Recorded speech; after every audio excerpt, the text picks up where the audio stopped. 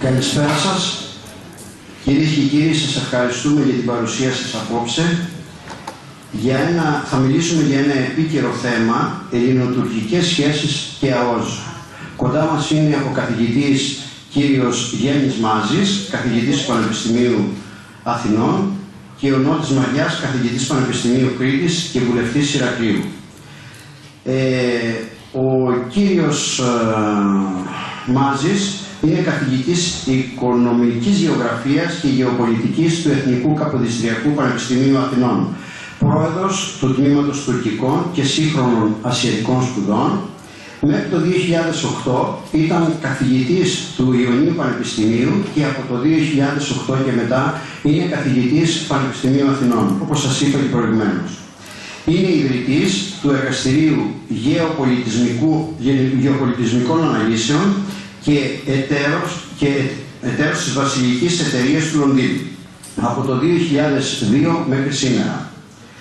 Επίσης, είναι πρόεδρος του Επιστημονικού Συμβουλίου του Ινστιτούτου Αμυντικών Αναλύσεων του Υπουργείου Εθνικής Άμυνας από το 2000 μέχρι σήμερα. Το λόγο για την προλόγηση θα έχει ο κύριος Νότης Μαριάς και τον ευχαριστούμε πάρα πολύ.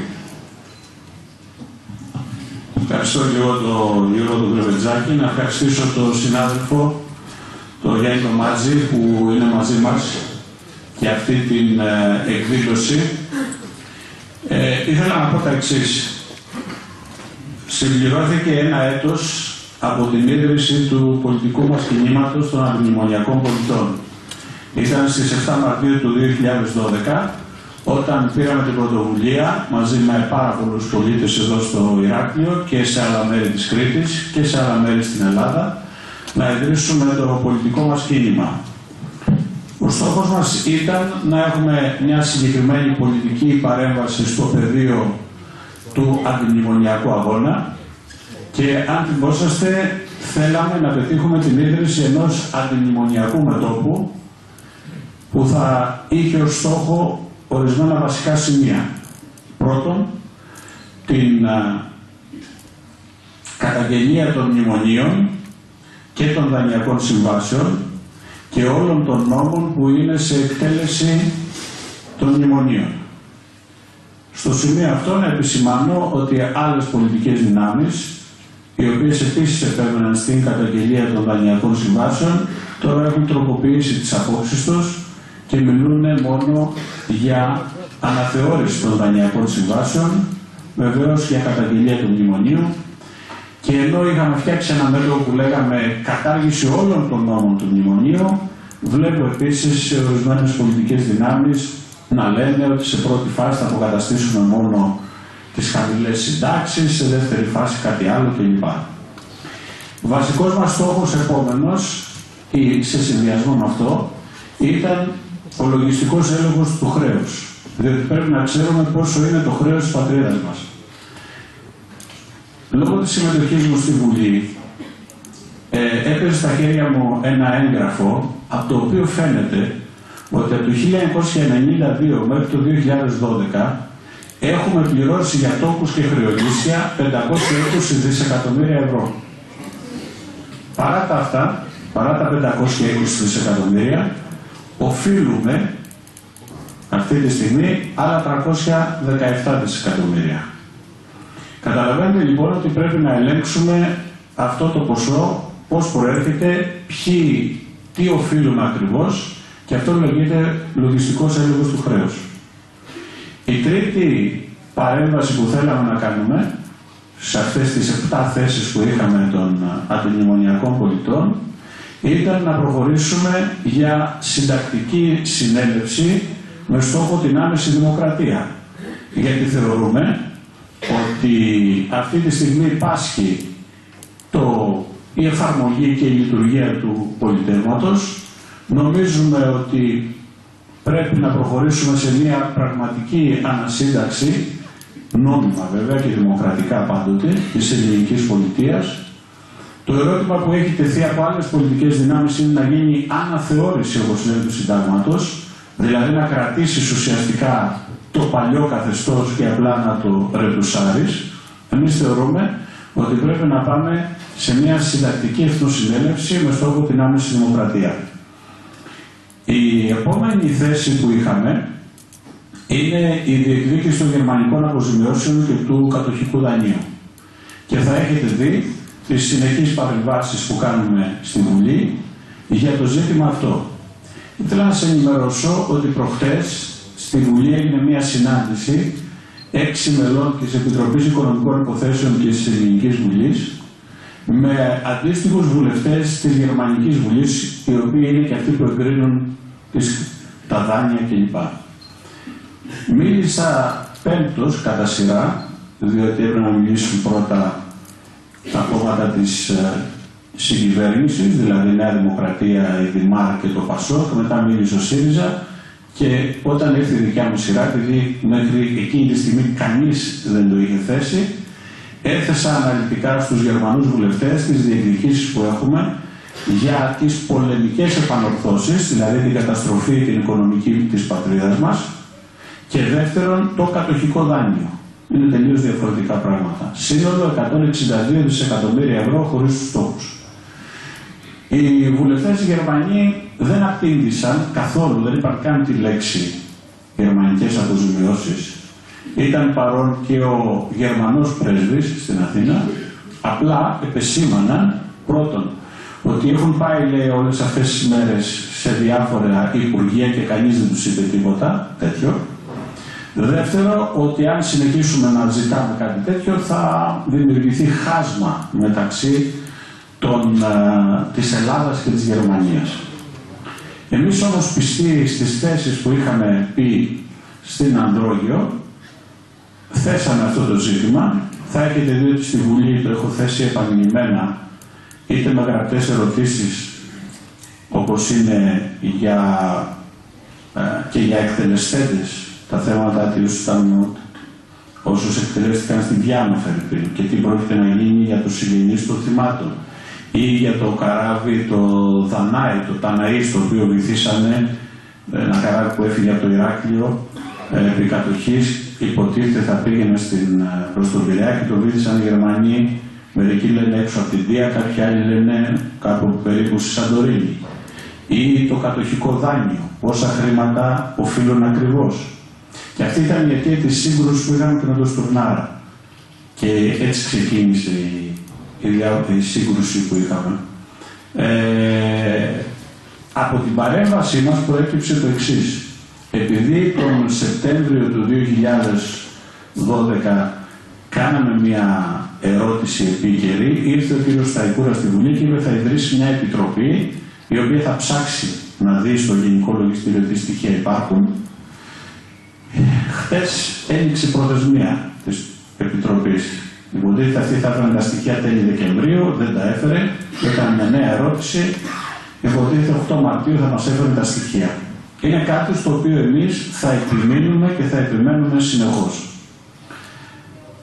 Ένα άλλο θέμα που έχουμε στις 7 βασικές θέσεις είναι η η δίκαιη αναδιανομή του κοινωνικού πλούτου που παράγεται στη χώρα μας και η στήριξη των δημοσίων αγαθών και η ενίσχυση της πρωτογενούς παραγωγής και της αλληλέγγυας κοινωνικής οικονομίας. Είναι κάτι το οποίο συνεχώς παρουσιάζουμε με τις παρεμβάσεις που κάνουμε. Τέλος, η άλλη θέση που είχαμε ήταν η ΑΟΣ, δηλαδή η ανακήρυξη της ΑΟΣ και αξιοποίηση των πλουτοπαραγωγικών πηγών της χώρας μας. Αυτό λοιπόν η θέση, θα σας εξηγήσω τι έχουμε κάνει μέχρι στιγμής, είναι που από πλευράς καθαρά επιστημονικής και τεχνοκρατικής θα έχουμε την ευκαιρία να ακούσουμε από τον συνάδελφο τον κύριο Μάζη, που για μένα είναι πρωτοπόρος στο θέμα αυτό. Τον γνωρίζω επιστημονικά και ως συνάδελφο πάρα πολλά χρόνια και είναι αυτός ο οποίος μιλούσε όταν οι άλλοι σιωπούσαν. Και αυτό είναι σημαντικό. Όπως και εμείς μιλούσαμε για το μνημόνιο όταν κάποιοι άλλοι σιωπούσαν. Άρα λοιπόν θα το παρακολουθήσουμε, θα δείτε και χάρτες για το ζήτημα αυτό και θα έχετε την ευκαιρία να κάνετε και ερωτήσεις, διότι ο στόχος μας είναι να υπάρξει ενημέρωση αναλυτική. Όπως είχαμε ξεκινήσει εκείνες τις ενημερώσεις, θυμόσαστε στην Ανδρόγειο, για τα θέματα του μνημονίου και νομίζω ότι συμβάλαμε πάρα πολύ στο να σπάσουμε την ιδεολογική μονοκρατορία του μνημονίου, έτσι νομίζω ότι και σε αυτό το θέμα πρέπει να το προχωρήσουμε. Πριν περάσω επί της ουσίας στα θέματα της ΑΟΣ, ήθελα να σας πω το εξής. Μετά την ίδρυσή μας ως κίνημα πολιτών, όπως θυμόσαστε, προχωρήσαμε σε μια εκλογική συνεργασία με τους ανεξάρτητους Έλληνες.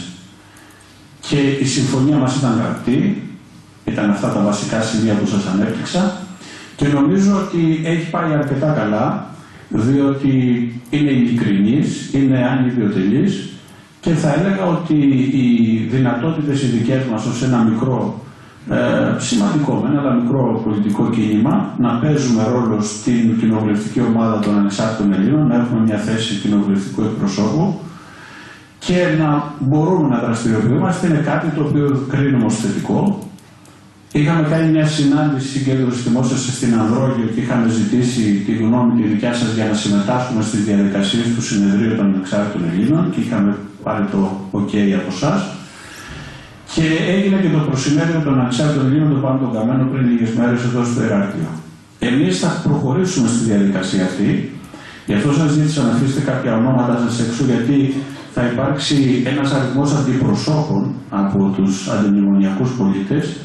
Ένα σημαντικό μέρος θα γίνει με τις εκλογικές κομματικές μας διαδικασίες, αλλά ορισμένοι θα κληρωθούν, διότι εμείς πιστεύουμε στην κληρωτή δημοκρατία και με βάση το τι ονόματα έχετε αφήσει και τον αριθμό, αν το επιθυμείτε, θα μπορείτε να είστε και αντιπρόσωποι στο Συνέδριο των Ανεξάρτητων Ελλήνων. Οι ανεξάρτητοι Έλληνες λοιπόν προχωρούν σε αυτό το συνέδριο και ήθελα λοιπόν σήμερα να σας ανακοινώσω δύο σημαντικά ζητήματα. Το πρώτο αφορά τι θα κάνουμε στη μεγάλη επίθεση που γίνεται απέναντι σε όλους μας με αφορμή τα χαρτιά που έρχονται από την εφορία. Ξέρετε ότι πέρασε προχτές, δεν έχει περάσει τυπικά το νομοσχέδιο, είναι αυτό στο οποίο έγινε η σύγκρουση με τον κύριο Στουρνάρα. Υπάρχει μια διάταξη μέσα που λέει ότι με email μπορεί να σου κοινοποιεί το τι οφείλεις και μετά αυτόματα το Υπουργείο Οικονομικών από μια κεντρική βάση δεδομένων μπαίνει μέσα σε κάθε λογαριασμό και ό,τι έχεις πάνω από το 1.000 μπορεί να στο πάρει. Αν λοιπόν έχεις από μισθό 1.200 ευρώ, μπορεί να σου παίρνει τα 200 ευρώ κάθε μήνα. Αν έχεις από σύνταξη το ίδιο, αν έχεις από ενίκεια, αν έχεις διάφορα άλλα ποσά. Επίσης μπορεί να νοικιάζεις ένα κατάστημα σε κάποιον ή ένα διαμέρισμα, στέλνει ένα χαρτί στον ενοικιαστή και του λέει από εδώ και πέρα δεν δίνεις τα λεφτά στον ιδιοκτήτη, θα τα δίνεις στην εφορία. Αυτή λοιπόν η μεγάλη επίθεση οδηγεί πλέον στο να στείλουν 2.800.000 σημειώματα. Κάποιος κύριος ήρθε και μου έδειξε αυτό το οποίο το έχουμε δει εδώ και καιρό. Στο σημείωμα γράφει προκατασχέσεως απάνω. Δηλαδή σου στέλνει μια ειδοποίηση και μετά μπαίνει μέσα και σου παίρνει τα χρήματα. Αυτό να το συνδυάσετε με τη μεγάλη επίθεση που γίνεται και σε ποινικό επίπεδο. Αν χρωστάς πάνω από 5.000 μπορεί να σου κάνει μήνυση να κάθεσαι στο σκαμνί.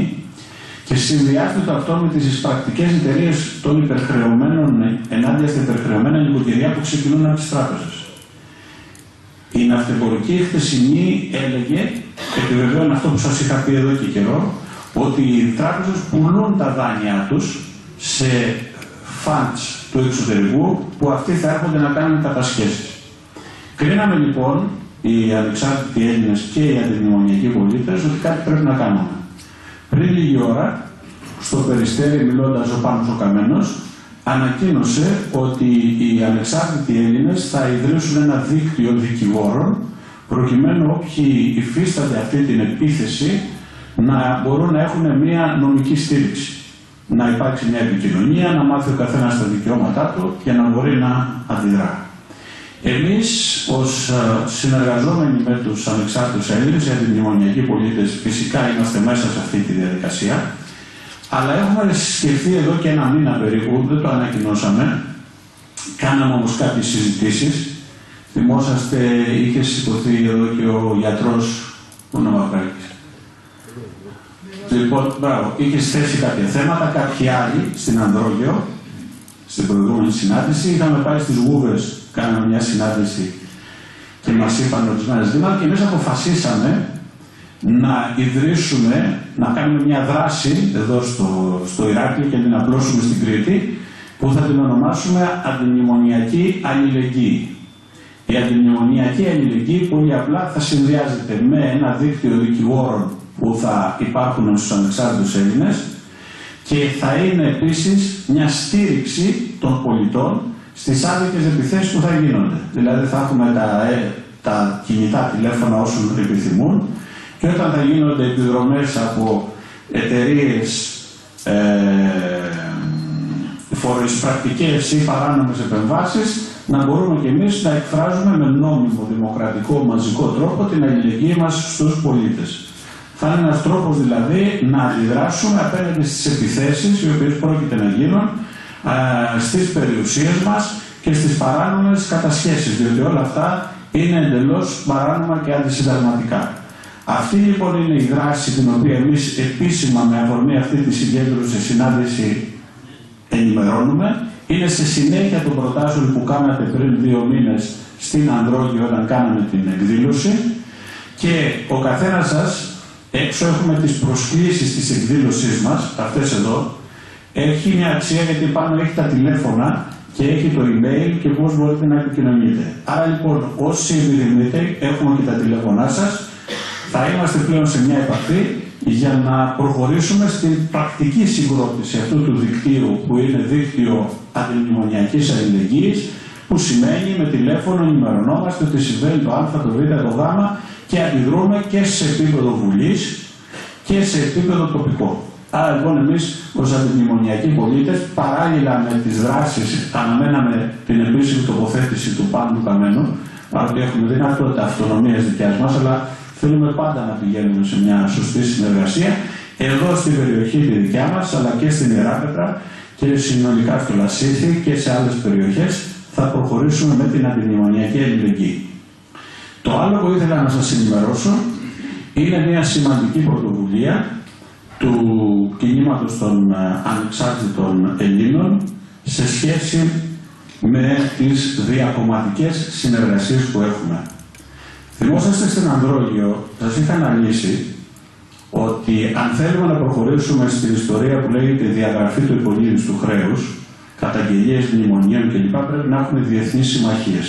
Μόνοι μας δεν μπορούμε να πάμε. Αυτή τη θέση την αναπτύξαμε στην Βουλή με αφορμή τον προϋπολογισμό τον Νοέμβριο του 2012 και είπαμε ότι πρέπει να αξιοποιήσουμε τις αντιθέσεις που έχουν μεταξύ τους οι δανειστές και οι διάφορες δυνάμεις. Το ότι οι ΗΠΑ ζητούν το κούρεμα του χρέους είναι κάτι που εμείς πρέπει να το αξιοποιήσουμε. Είναι δεδομένο ότι απέναντί μας ως κύριο αντίπαλο έχουμε τους δανειστές που είναι κυρίως η Γερμανία, η Γαλλία και οι υπόλοιποι Ευρωπαίοι. Εκεί χρωστάνε. Το Διεθνές Νομισματικό Ταμείο κατέχει ένα μικρό μέρος του χρέους. Εάν είναι να πάμε σε σύγκρουση, και εμείς θέλουμε να πάμε στη σύγκρουση για τη διαγραφή του χρέους, πρέπει να έχουμε διεθνείς συμμαχίες. Οι διεθνείς συμμαχίες θα εξασφαλιστούν από άλλες δυνάμεις, προφανώς και όχι από τους δανειστές. εκτός και αν είναι μαζοχιστές και πούνε δεν ευχαριστούμε πολύ, κουρέψτε το χρέος και σας συγχαίρουμε. Δεν πρόκειται να το κάνουμε.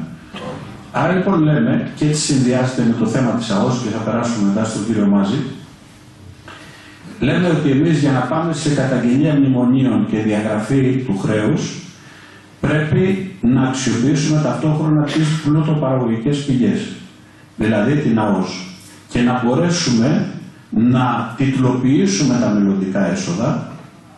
Όταν τα γράφαμε αυτά πέρυσι ως αντιμνημονιακοί πολίτες, πριν και από τους ανεξάρτητους Έλληνες, γιατί δεν είχαν ξεκινήσει, θυμόσαστε είχαμε ξεκινήσει εμείς ως πρωτοβουλία πολιτών ενάντια στο μνημόνιο με συναντήσεις που κάναμε στο Τεχνικό Επιμελητήριο. Σε ευχαριστούμε, Πρόεδρε, που μας παραχωρούσε στην αίθουσα, και εσύ και ο Πρόεδρος του Εργατικού Κέντρου. Αναφέρομαι στον Πρόεδρο του Τεχνικού Επιμελητηρίου, εδώ στο Ηράκλειο. Γιώργο, να παρουσιάσουμε μετά ποιοι είναι παρόντες. Ήδη εδώ να το έχουμε κάνει. Λοιπόν, εκεί είχαμε πει ότι αν μπορούμε να προεισπράξουμε τα έσοδα, αυτά είναι σημαντικά ποσά για να μπορούμε να αντιδράσουμε απέναντι στους δανειστές όταν κόψουν τη χρηματοδότηση της τράπεζας.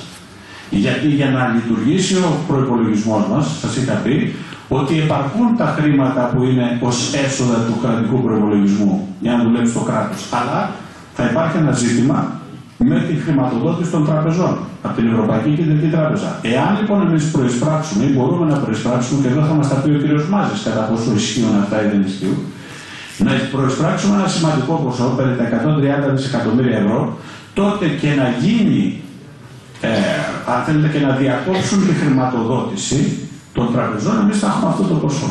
Για να το κάνεις όμως αυτό πρέπει να κόψεις οικόπεδα θαλάσσια, πρέπει να έρθουν εταιρείες οι οποίες θα ενδιαφερθούν για την εξόρυξη, και εκεί εμείς προσθέσαμε τα εξής στοιχεία. Πρώτον, πρέπει να αξιοποιήσουμε τον άξονα Ισραήλ-Κύπρος που είναι ήδη μια συνεργασία. Υπάρχει μια, αν θέλετε, αξιοποίηση συμφωνιών με τις Ηνωμένες Πολιτείες αλλά και με τη Ρωσία, και επομένως μέσα από αυτό το σύστημα συμμαχιών και ισορροπιών να μπορούμε να πάμε στη διαγραφή του επονίδους του χρέους, στην καταγγελία των μνημονίων. Και ταυτόχρονα προσθέσαμε μια θέση στις εισηγήσεις που κάναμε, ότι εμείς θέλουμε, αν έρθουν στα θαλάσσια οικόπεδα και είναι ας πούμε μια εταιρεία αμερικανική ή μια άλλης προέλευσης, για να πάρει τη δουλειά δεν θα μετράει μόνο το τι προσφέρει ως ποσό, αλλά η χώρα από την οποία προέρχεται, και φυσικά δεν θα είναι χώρα των δανειστών, θα πρέπει να υπογράψει με τη χώρα μας συμφωνία ασφάλειας και άμυνας, που θα στηρίζουν τα οικόπεδα, τα θαλάσσια και τις εξέδρες τις οποίες θα βάλουν. Δεν τρέχουμε γύρω-γύρω εμείς να ψάχνουμε αμυντικά. Για να πάρουν μια δουλειά σε ένα οικόπεδο θαλάσσιο Χ, αυτή η εταιρεία θα έχει και το κράτος το αντίστοιχο, το οποίο θα δώσει συγκεκριμένες εγγυήσεις άμυνας και ασφάλειας. Αυτές είναι οι θέσεις μας. Αυτά λοιπόν τα λέμε, αλλά είμαστε αντιπολίτευση βεβαίως. Και μάλιστα ελάσσουμε αντιπολίτευση. Όμως, επειδή προετοιμαζόμαστε συστηματικά, μπορούμε να οικοδομήσουμε σχέσεις σε επίπεδο διακομματικό. Δηλαδή, να συναντήσουμε αντίστοιχα κόμματα εκεί που εμείς εκτιμούμε. Και φυσικά σήμερα, κατά κύριο λόγο, δεν εκτιμούμε ότι η στήριξη θα έρθει από τη Γαλλία ή τη Γερμανία, προφανώς, αλλά από άλλες δυνάμεις οι οποίες μπορούν να μπουν σε αυτόν τον άξονα ασφάλειας που θέλουμε.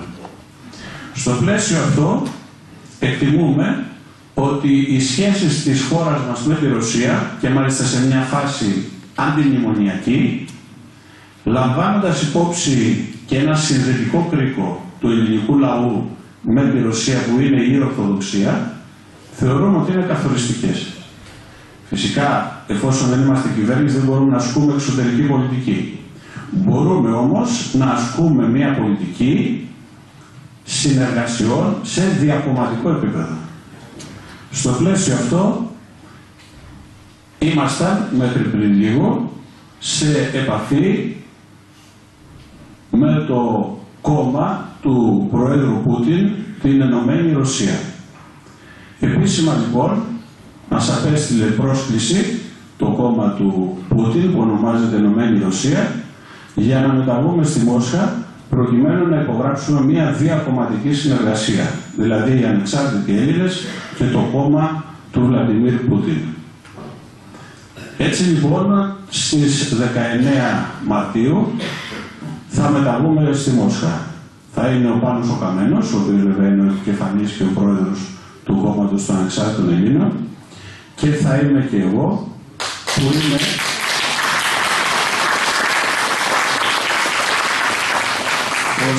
ως εκπρόσωπος των Ανεξάρτητων Ελλήνων στην διακοινοβουλευτική συνέλευση του Συμβουλίου της Ευρώπης. Και το Συμβούλιο της Ευρώπης είναι, ας πούμε, ο χώρος όπου είναι το μεγάλο σπίτι όλων των ευρωπαϊκών λαών, όχι η Ευρωπαϊκή Ένωση, το Συμβούλιο της Ευρώπης, έχει 45 κράτη. Εκεί, στο Συμβούλιο της Ευρώπης, στο Στρασβούργο, μια μεγάλη, ισχυρότατη κοινοβουλευτική δύναμη είναι το κόμμα της Ενωμένης Ρωσίας, το οποίο ανήκει σε μια ευρωπαϊκή οικογένεια που ονομάζεται Κόμμα των Ευρωπαίων Δημοκρατών και Μεταρρυθμιστών, με τους οποίους ήδη έχουμε ξεκινήσει συζήτηση για να ενταχθούμε ως πολιτική ομάδα.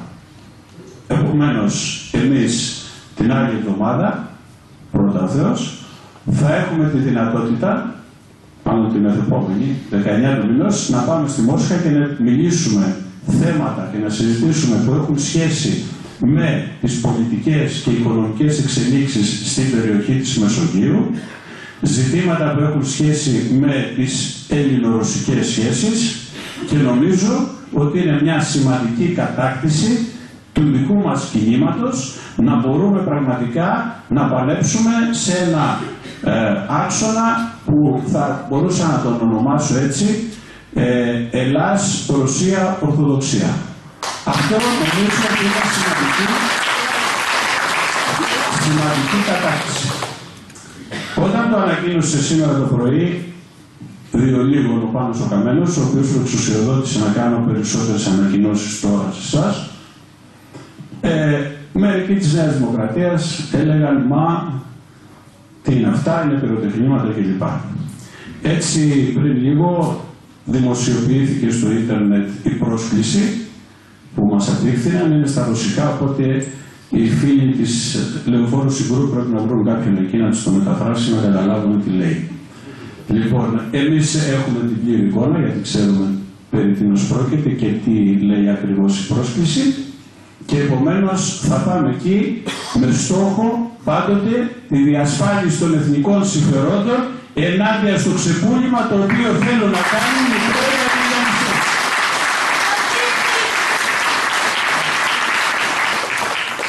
Και τώρα έρχομαι στο θέμα της ΑΟΣ για να πάρει τη σκητάλη ο συνάδελφος ο κ. Μάζης. Τι λέμε για την ΑΟΣ? Αυτά τα οποία είπαμε πριν λίγες μέρες στην Ανδρόγιο. Ότι εμείς θεωρούμε ότι πρέπει να αξιοποιηθεί το θέμα της ΑΟΣ, θα μας πει λεπτομέρειες ο κ. Μάζης πώς γίνεται, και θα είναι στρατηγικό μας στοιχείο για να μπορούμε πραγματικά να σπάσουμε τα δεσμά των δανειστών. Επομένως, ως πολιτικό κόμμα, έχουμε ένα συγκεκριμένο οδικό χάρτη για το πώς θα ξεκινήσουμε και πού θα φτάσουμε. Βεβαίως ο στόχος μας είναι να οικοδομήσουμε ένα μεγάλο αντιμνημονιακό, πατριωτικό, δημοκρατικό μέτωπο, στο οποίο θα είναι ένα δημοκρατικό τόξο μέσα. Δεν θα είναι βέβαια η Χρυσή Αυγή, ξεκαθαρίζουμε. Ούτε θα είναι, εννοείται, ΠΑΣΟΚ, Νέα Δημοκρατία και Δημάρα. Θα προσπαθήσουμε με άλλες πολιτικές και κοινωνικές δυνάμεις, εφόσον συμφωνήσουμε σε ένα ελάχιστο πρόγραμμα και υπό τον όρο ότι θα τηρηθούν οι δεσμεύσεις σε σημαντικά εθνικά θέματα. Και μπορείτε να διαβάσετε μια συνέντευξη του Πάνου του Καμένου σήμερα στη Ρία, αν δεν κάνω λάθος. Σήμερα Σάββατο, αύριο στη Ρία. Λοιπόν, άρα εμείς γυρνάμε πίσω τώρα στους αντιμνημονιακούς πολίτες για να κρίνουμε την απόφασή μας για συνεργασία με τους ανεξάρτητους Έλληνες, και θα έλεγα ότι πραγματικά ως ένα μικρό κίνημα με τοπική σημαντική μεν εμβέλεια, αλλά όχι πανελλαδική έτσι δικτύωση, η συνεργασία μας με τους ανεξάρτητους Έλληνες νομίζω ότι είναι πραγματικά επιτυχής, διότι τηρούνται όλες οι βασικές αρχές των 7 σημείων που είπαμε. Είναι ένας τρόπος για να πετύχουμε και πρακτικά κάποια από αυτά τα ζητήματα, όπως ήταν το ζήτημα της ΑΟΣ, και νομίζω ότι το ταξίδι το οποίο θα κάνουμε στη Μόσχα και άλλα τα οποία σύντομα θα έρθουν αποδεικνύουν την ορθότητα της πολιτικής μας επιλογής ως αντιμνημονιακοί πολίτες να συμπορευτούμε με τους ανεξάρτητους Έλληνες και τον πάνω καμένο σε μια δυναμική πορεία. Σας ευχαριστώ.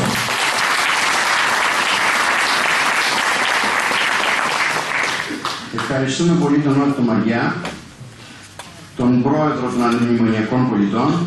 Ευχαριστούμε επίσης τον πρόεδρο του Τεχνικού Επιμελητηρίου Ελλάδος, τμήματος Ανατολικής Κρήτης, κύριο Πέτρο Ινιωτάκη, που μας θυμάμαι την παρουσία του, και αν θέλει μπορεί να έρθει να κάνει ένα μικρό χαιρετισμό.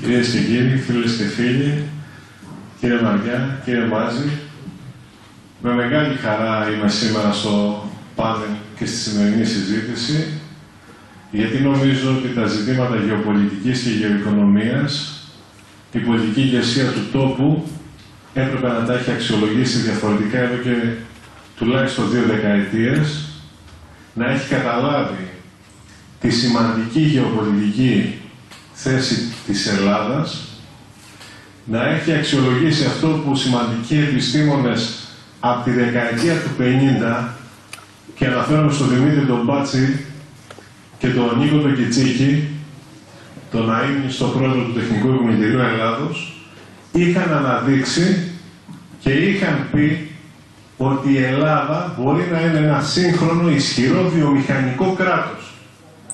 Είχε στο υπέδαφος το πλούτο, τον ορυκτό πλούτο εκείνο και τις πρώτες ύλες να είναι μια αυτόνομη περιφερειακή δύναμη. Ανταυτού, οι πολιτικές δυνάμεις που κυριάρχησαν στον τόπο τις δεκαετίες που είπαμε, επέλεξαν να μετατρέψουν την Ελλάδα σε μια φτωχή αδύναμη περιφερειακή χώρα, εξαρτημένη και συνεχώς δανειζόμενη. Αποδόμησαν τη βιομηχανία βιοτεχνία, διέλυσαν τον πρωτογενή αγροτικό της τομέα και μας μετέτρεψαν σε ένα κράτος παροχής υπηρεσιών χαμηλής ποιότητας μάλιστα. Αυτές ήταν στρατηγικές επιλογές, τις οποίες εμείς σήμερα δεν μπορούμε να ανεχθούμε. Δεν μπορεί ο ελληνικός λαός, δεν μπορεί κανένας από εμάς απολύτως να στέκεται, να βλέπει και να παρακολουθεί αυτό το διαρκές ξεπούλημα του δημόσιου πλούτου, της δημόσιας γης, που μετατρέπεται, αγαπητές φίλες και φίλοι, και είναι ο κίνδυνος τον οποίο έχουμε μπροστά μας, μετά, αν θέλετε, και από τη διάλυση οποιοδήποτε χωροταξικών και άλλων θεσμικών δεσμεύσεων που υπάρχουν και περιφερειακά για την Κρήτη και σε επίπεδο εθνικό, να γίνεται μετατροπή της Ελλάδας σε ένα οικόπεδο προς πώληση λόγω των υποτιθέμενων δύσκολων συνθηκών που βρισκόμαστε. Υπό αυτή την έννοια, λοιπόν, η ανάλυση που έκανε ο κ. Μαριάς είναι απόλυτα σωστή. Είναι μια τεχνητή κατάσταση, νομίζω ότι ο κ. Μάζης θα δώσει πολλές απαντήσεις. Έβαλαν τον ελληνικό λαό και την Ελλάδα στη γωνία. Κάτι θέλουν να πάρουν και το παίρνουν, και κάτι ακόμα περισσότερο σε σχέση με τους υδρογονάνθρακες. Άνθρωποι και επιστήμονες που την τελευταία δεκαετία είχαν αναδείξει το θέμα και αναφέρουν στους καθηγητές που φέραμε πριν από 1 χρόνο στο Ηράκλειο με πρωτοβουλία του Τεχνικού Επιμελητηρίου και δέχτηκαν ασφιχτικές πιέσεις να μην έρθουν να μιλήσουν από ένα επιστημονικό πλάνο. Και όμως ήρθαν και είπαν: υπάρχουν υδρογονάνθρακες σε μεγάλες ποσότητες. Τότε ήταν τερατολόγοι, σήμερα απλώς επιβεβαιώνονται και από τους Νορβηγούς και από τους Αμερικάνους και από όλους όσους έχουν εμπλακεί στην έρευνα. Γι' αυτό λοιπόν εμείς πρέπει να είμαστε αισιόδοξοι, να συνταχθούμε με τις δυνάμεις εκείνες οι οποίες λένε όχι στο ξεπούλημα, στο σταμάτημα αυτής της μεγάλης καταστροφής που έχει συμβεί τα τελευταία χρόνια και να παλέψουμε πραγματικά να διασώσουμε και να δώσουμε την αναπτυξιακή προορία την οποία έχει ανάγκη ο τόπος και ο λαός μας. Και νομίζω ότι είναι κοντά και μπορούμε να τα καταφέρουμε. Σας ευχαριστώ. Καλή δύναμη κύριε Μαριά και μπράβο για τη σημερινή εκδήλωση και να ακολουθήσουμε και να στέλνουμε. Και ευχαριστούμε τον κύριο Μάζη με ιδιαίτερη ενδιαφέρον για τα πολύ σημαντικά στοιχεία που θα μας πει. Ευχαριστούμε πολύ τον κύριο Ηλιουτάκη. Παρακαλώ, υπάρχουν θέσεις, μπορείτε να καθίσετε όσοι είσαστε όρθιοι.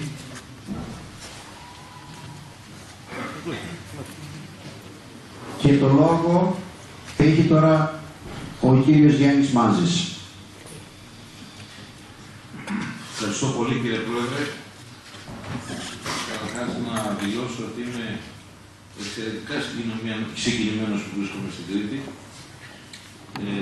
Έχω μια περίεργη, θέλω να πω, ίσως και μεταφυσική σχέση με αυτόν τον τόπο. Ο μισός είμαι πόντιος και σας νιώθω πολύ κοντά μου. Λατρεύω την Κρήτη. Έχω πολλούς φίλους κριτικούς οι οποίοι θεωρούν ότι ο διεθνής πολιτισμός ξεκίνησε από το Ηράκλειο. Κάθε καλός κριτικός βεβαίως αυτό λέει. Εκτός αν είναι θυμιώτης ή χανιώτης. Μια φορά την Κρήτη ξεκίνησε σίγουρα. Θέλω να ευχαριστήσω τον Νότιο Μαριά, με τον οποίο με συνδέουν ακαδημαϊκοί δεσμοί καταρχάς, φιλικοί δεσμοί και δεσμοί εκτίμησης. Τον Νότιο Μαριά τον θαύμασα αβίαστα και ειλικρινά όταν τον άκουσα να μιλάει για πρώτη φορά πριν μερικά χρόνια και είπα ότι εσύ αυτός ξέρει τι λέει. Δεν λέει ανοησίες. Και έτσι τον εκτίμησα.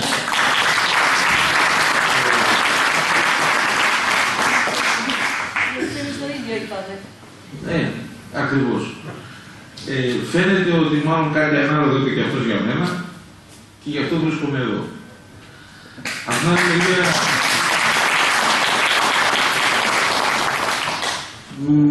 Με το που πάτησα το πόδι μου εδώ γνώρισα τόσο ωραίους ανθρώπους που λέω χαλάλι, κανονίσα να με φωνάξετε κι άλλες φορές, θα έχω με μεγάλη χαρά και από εδώ και πέρα θα γίνω στιφός. Αυτό που λένε οι φίλοι μας οι Γερμανοί, τώρα πρέπει να μάθετε όλοι γερμανικά, διότι όπως γνωρίζετε οι Γερμανοί είναι φίλοι μας. Θα γίνω ein bisschen sauer, που λένε, που λίγον ξινός. Αλλά αυτά που θα πω θα είναι με ξινά, αλλά έχω την αίσθηση ότι μάλλον θα λένε την αλήθεια. Εάν αντέξετε, μπορεί να μην αντέξετε και να σκούτε να φύγετε. Καλώς και από μένα. Αλλά εάν αντέξετε, θέλω να κάνω μια ομιλία σε 3 πλαίσια. Είμαι και εγώ τοπογράφος μηχανικός του Εθνικού Μετσοβίου Πολυτεχνείου. Εκεί για πρώτη φορά διδάχτηκα γεωγραφία και από εκεί συνέχισα τις σπουδές μου στη γεωγραφία. Και γνώρισα κατά σύμπτωση το μισό τεχνικό επιμελητήριο που ήρθα εδώ πέρα. Δηλαδή πήγα σε ένα καφενείο να κάτσω να πιω μια ρακή και ήρθαν 7 μηχανικοί, οι οποίοι είναι όλοι σήμερα εδώ, μεταξύ των οποίων και ο πρόεδρος. Με μεγάλη χαρά και με μεγάλη συγκίνηση το αντιμετωπίζω. Να πω και κάτι έτσι λίγο αλαζονικό και λίγο εγωιστικό. Εμείς οι μηχανικοί κάτι κάνουμε και εμείς αυτή την κοινωνία. Έχουμε κάνει αρκετά πράγματα. Και εσείς οι άλλοι κάτι κάνετε, εν πάση περιπτώσει, εγώ έξω και εμάς, εν πάση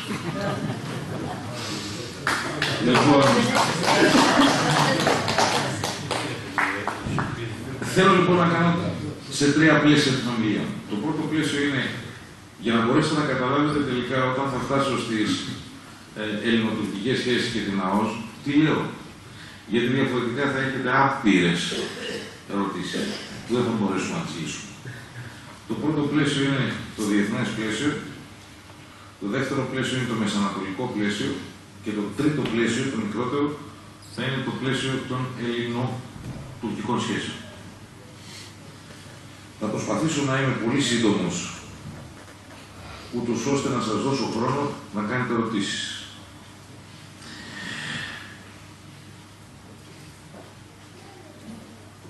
Σε αυτή τη διαφάνεια βλέπετε.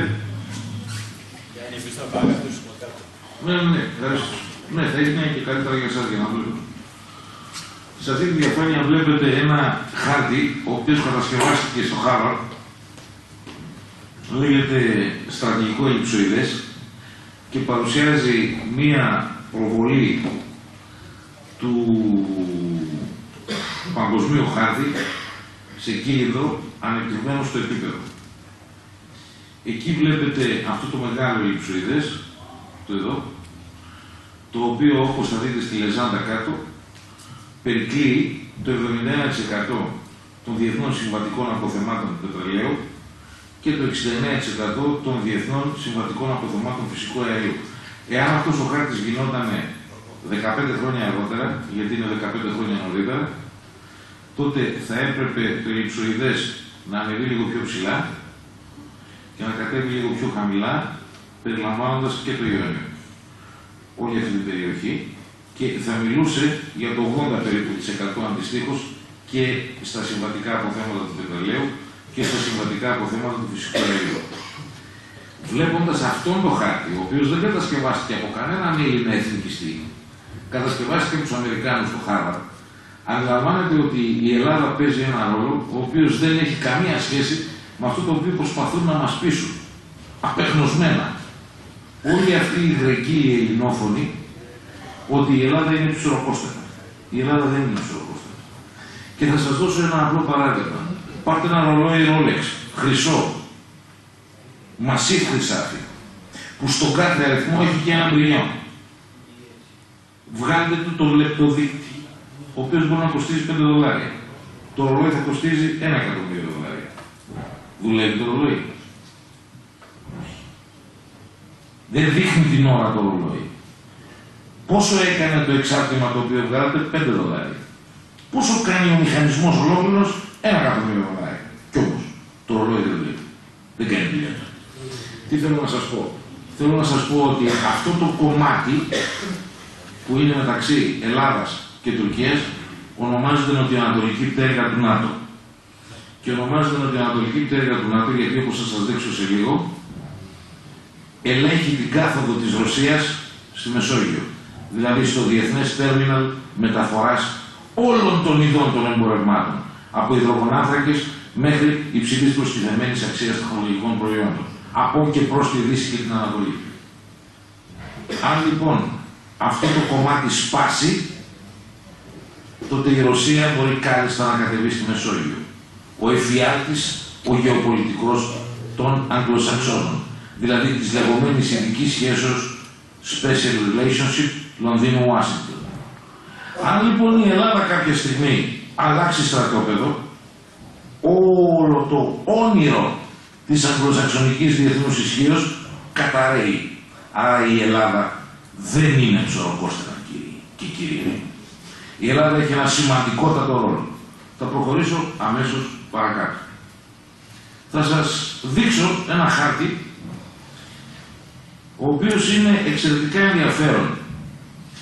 Αυτός ο χάρτης φτιάχτηκε από έναν Αμερικανό συνταγματάρχη, τον Ραλφ Πίτερς, ο οποίος εκδίδει στην Αμερική ένα περιοδικό ημιεπίσημο του στρατού, το Armed Forces Journal, το οποίο τον Ιούνιο του 2006 δημοσίευσε ένα άρθρο με τίτλο Blood Borders, ματωμένα σύνορα, ας πούμε, σε ελεύθερη μετάφραση. Αυτός λοιπόν ο συνταγματάρχης έλεγε ότι, ξέρετε κάτι, αυτοί οι απεικιοκράτες, οι Γάλλοι, οι Άγγλοι, οι Ιταλοί, πήραν και χώρισαν τη Μέση Ανατολή, αυτό το χάρτη που βλέπετε τώρα και που υπόπτως απάνω δεξιά βλέπετε την ένδειξη before. Τι before? Αφού έτσι είναι η Μέση Ανατολή. Κρατήστε το. Χάραξαν, λέει, τη Μέση Ανατολή με ένα χάρακα, μην έχοντας υπόψη, μην λαμβάνοντας υπόψη ούτε τα εθνολογικά, ούτε τα γλωσσικά, ούτε τα θρησκευτικά στοιχεία των λαών που βρίσκονται στην περιοχή. Και ήρθαμε, λέει, εμείς οι Αμερικανοί, λέει, μετά το δεύτερο παγκόσμιο πόλεμο, που δεν είχαμε καμία σχέση με απεικιοκρατία στην περιοχή, και πληρώνουμε ένα τεράστιο κόστος σε αίμα, σε δάκρυα, σε ηθική επιβάρυνση. Γιατί προσπαθούμε, λέει, να βάλουμε τα πράγματα σε τάξη. Και βεβαίως Για να πάψει, λέει, αυτό το πράγμα πλέον να ισχύει, πρέπει η Μέση Ανατολή να γίνει έτσι. Κοιτάξτε τι, είναι εξαιρετικά σεξι ο χάρτης.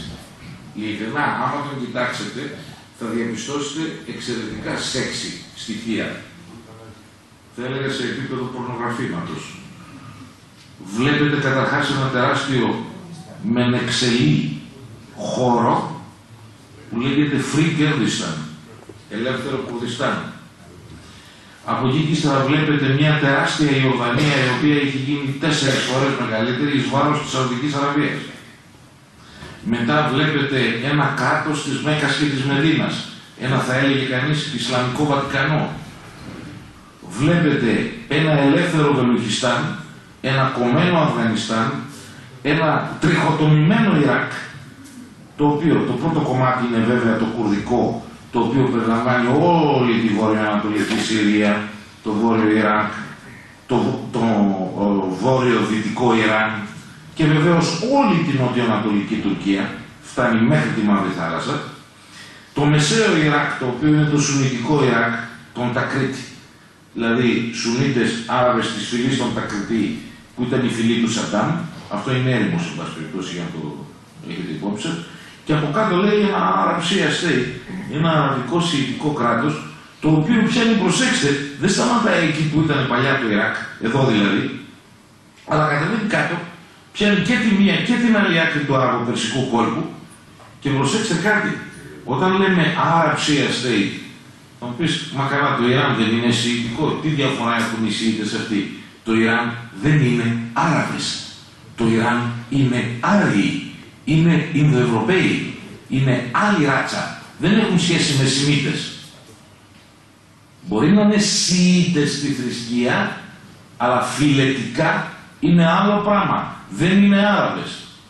Αυτό το πράγμα που βλέπετε εκεί, το Arab Shia State, είναι Σιμιτικό κράτος, είναι Άραβες, οι οποίοι Άραβες έχουν την ιδιομορφία να είναι Σιήτες, γιατί το μεγαλύτερο μέρος του αραβομουσουλμανικού κόσμου είναι Σουνίτες. Οπότε και αυτό το κράτος ξεχωριστό. Μετά σου λέει, το Ισραήλ είναι στα σύνορα του 67. Ευτυχώς βλέπετε ότι την Ελλάδα δεν την ακουμπάει, την Κύπρο δεν την ακουμπάει, μεγαλώνει το Λίβανο και τον πάει μέχρι απάνω, μέχρι την Κιλικία, και θα έρθουμε σε αυτά πιο ειδικά, πράγμα το οποίο έχει να μας δώσει με ορισμένα νέα στοιχεία και κάποια πληροφορία. Αυτός ο χάρτης διδάσκεται, βγαίνει τον Ιούνιο στο Armed Forces Journal και διδάσκεται 2,5 μήνες μετά το Σεπτέμβριο στην Πολεμική Ακαδημία του ΝΑΤΟ στη Ρώμη, δηλαδή στο ύψιστο εκπαιδευτικό όργανο του Βορειοατλαντικού Συμφώνου στη Ρώμη, όπου το βλέπουν και 5 Τούρκοι συνταγματάρχες, οι οποίοι ήταν σπουδαστές και διαμαρτύρονται στον Τούρκο πρέσβη στην περιοχή, στη Ρώμη. Ο Τούρκος πρέσβης διαμαρτύρεται στον τότε Υπουργό Εξωτερικών της Τουρκίας, τον κύριο Γκιούλ, τον σημερινό πρόεδρο. Ο κύριος Γκιούλ παίρνει τηλέφωνο την κυρία Κοντολίζα Ράις και της διαμαρτύρεται τι είναι αυτά που διδάσκεται στην ανώτατη σχολή του ΝΑΤΟ, γιατί ο κύριος Γκιούλ ξέρει πολύ καλά ότι ό,τι διδάσκεται στη σχολή του ΝΑΤΟ στη Ρώμη εφαρμόζεται μετά. Πριν είχε διδαχθεί, ας πούμε, η Κύπρος, μετά είχε διδαχθεί η Βοσνία, το Μαυροβούνιο, η διάρκεια της Ιουγκοσλαβίας, όλα αυτά. Και βεβαίως η Κοντολίζα Ράις και ο διοικητής της σχολής του αφήνισαν ότι πώς κάνεις έτσι, βρε αδερφέ, σε στρατιωτικές σχολές, στις ακαδημίες στρατιωτικές, ήθιστε να διδάσκονται σενάρια επιστημονικής φαντασίας. Δεν ησύχασε βέβαια ο Γκιούλ. Όταν τους έδειχνα αυτούς τους χάρτες το 2006 στις στρατιωτικές ακαδημίες που διδάσκουν κτλ. Μου λέγανε, δάσκαλε, δεν γίνονται αυτά τα πράγματα, θέλουν πολύ αίμα. 2006, πολύ ωραία. Σήμερα, μήπως χύνεται, κύριοι και κυρίες, αυτό το αίμα? Σαφέστατα. Μήπως αναδιατάσσεται η Μέση Ανατολή?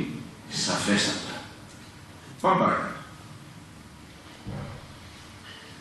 Εδώ θα σας δείξω ένα χάρτη ο οποίος δημοσιεύτηκε εσχάτως στον αγγλοσαξονικό σοβαρό τύπο. Έγκυρο αγγλοσαξονικό τύπο, Economist. Ο οποίος δείχνει τι? Κουρδιστάν. Μα μέχρι τώρα το είχαν ξεχάσει όλοι το Κουρδιστάν. Τώρα τι πάθανε και το θυμούνται όλοι? Σας πω τι πάθαμε. Αν προσέξετε, υπάρχει μία διαφορά από το Μεγάλο Κουρδιστάν, εκείνο το οποίο έδειχνε ο συνταγματάρχης Πίτερς. Εκείνο έφτανε μέχρι εδώ, τη Μαύρη Θάλασσα.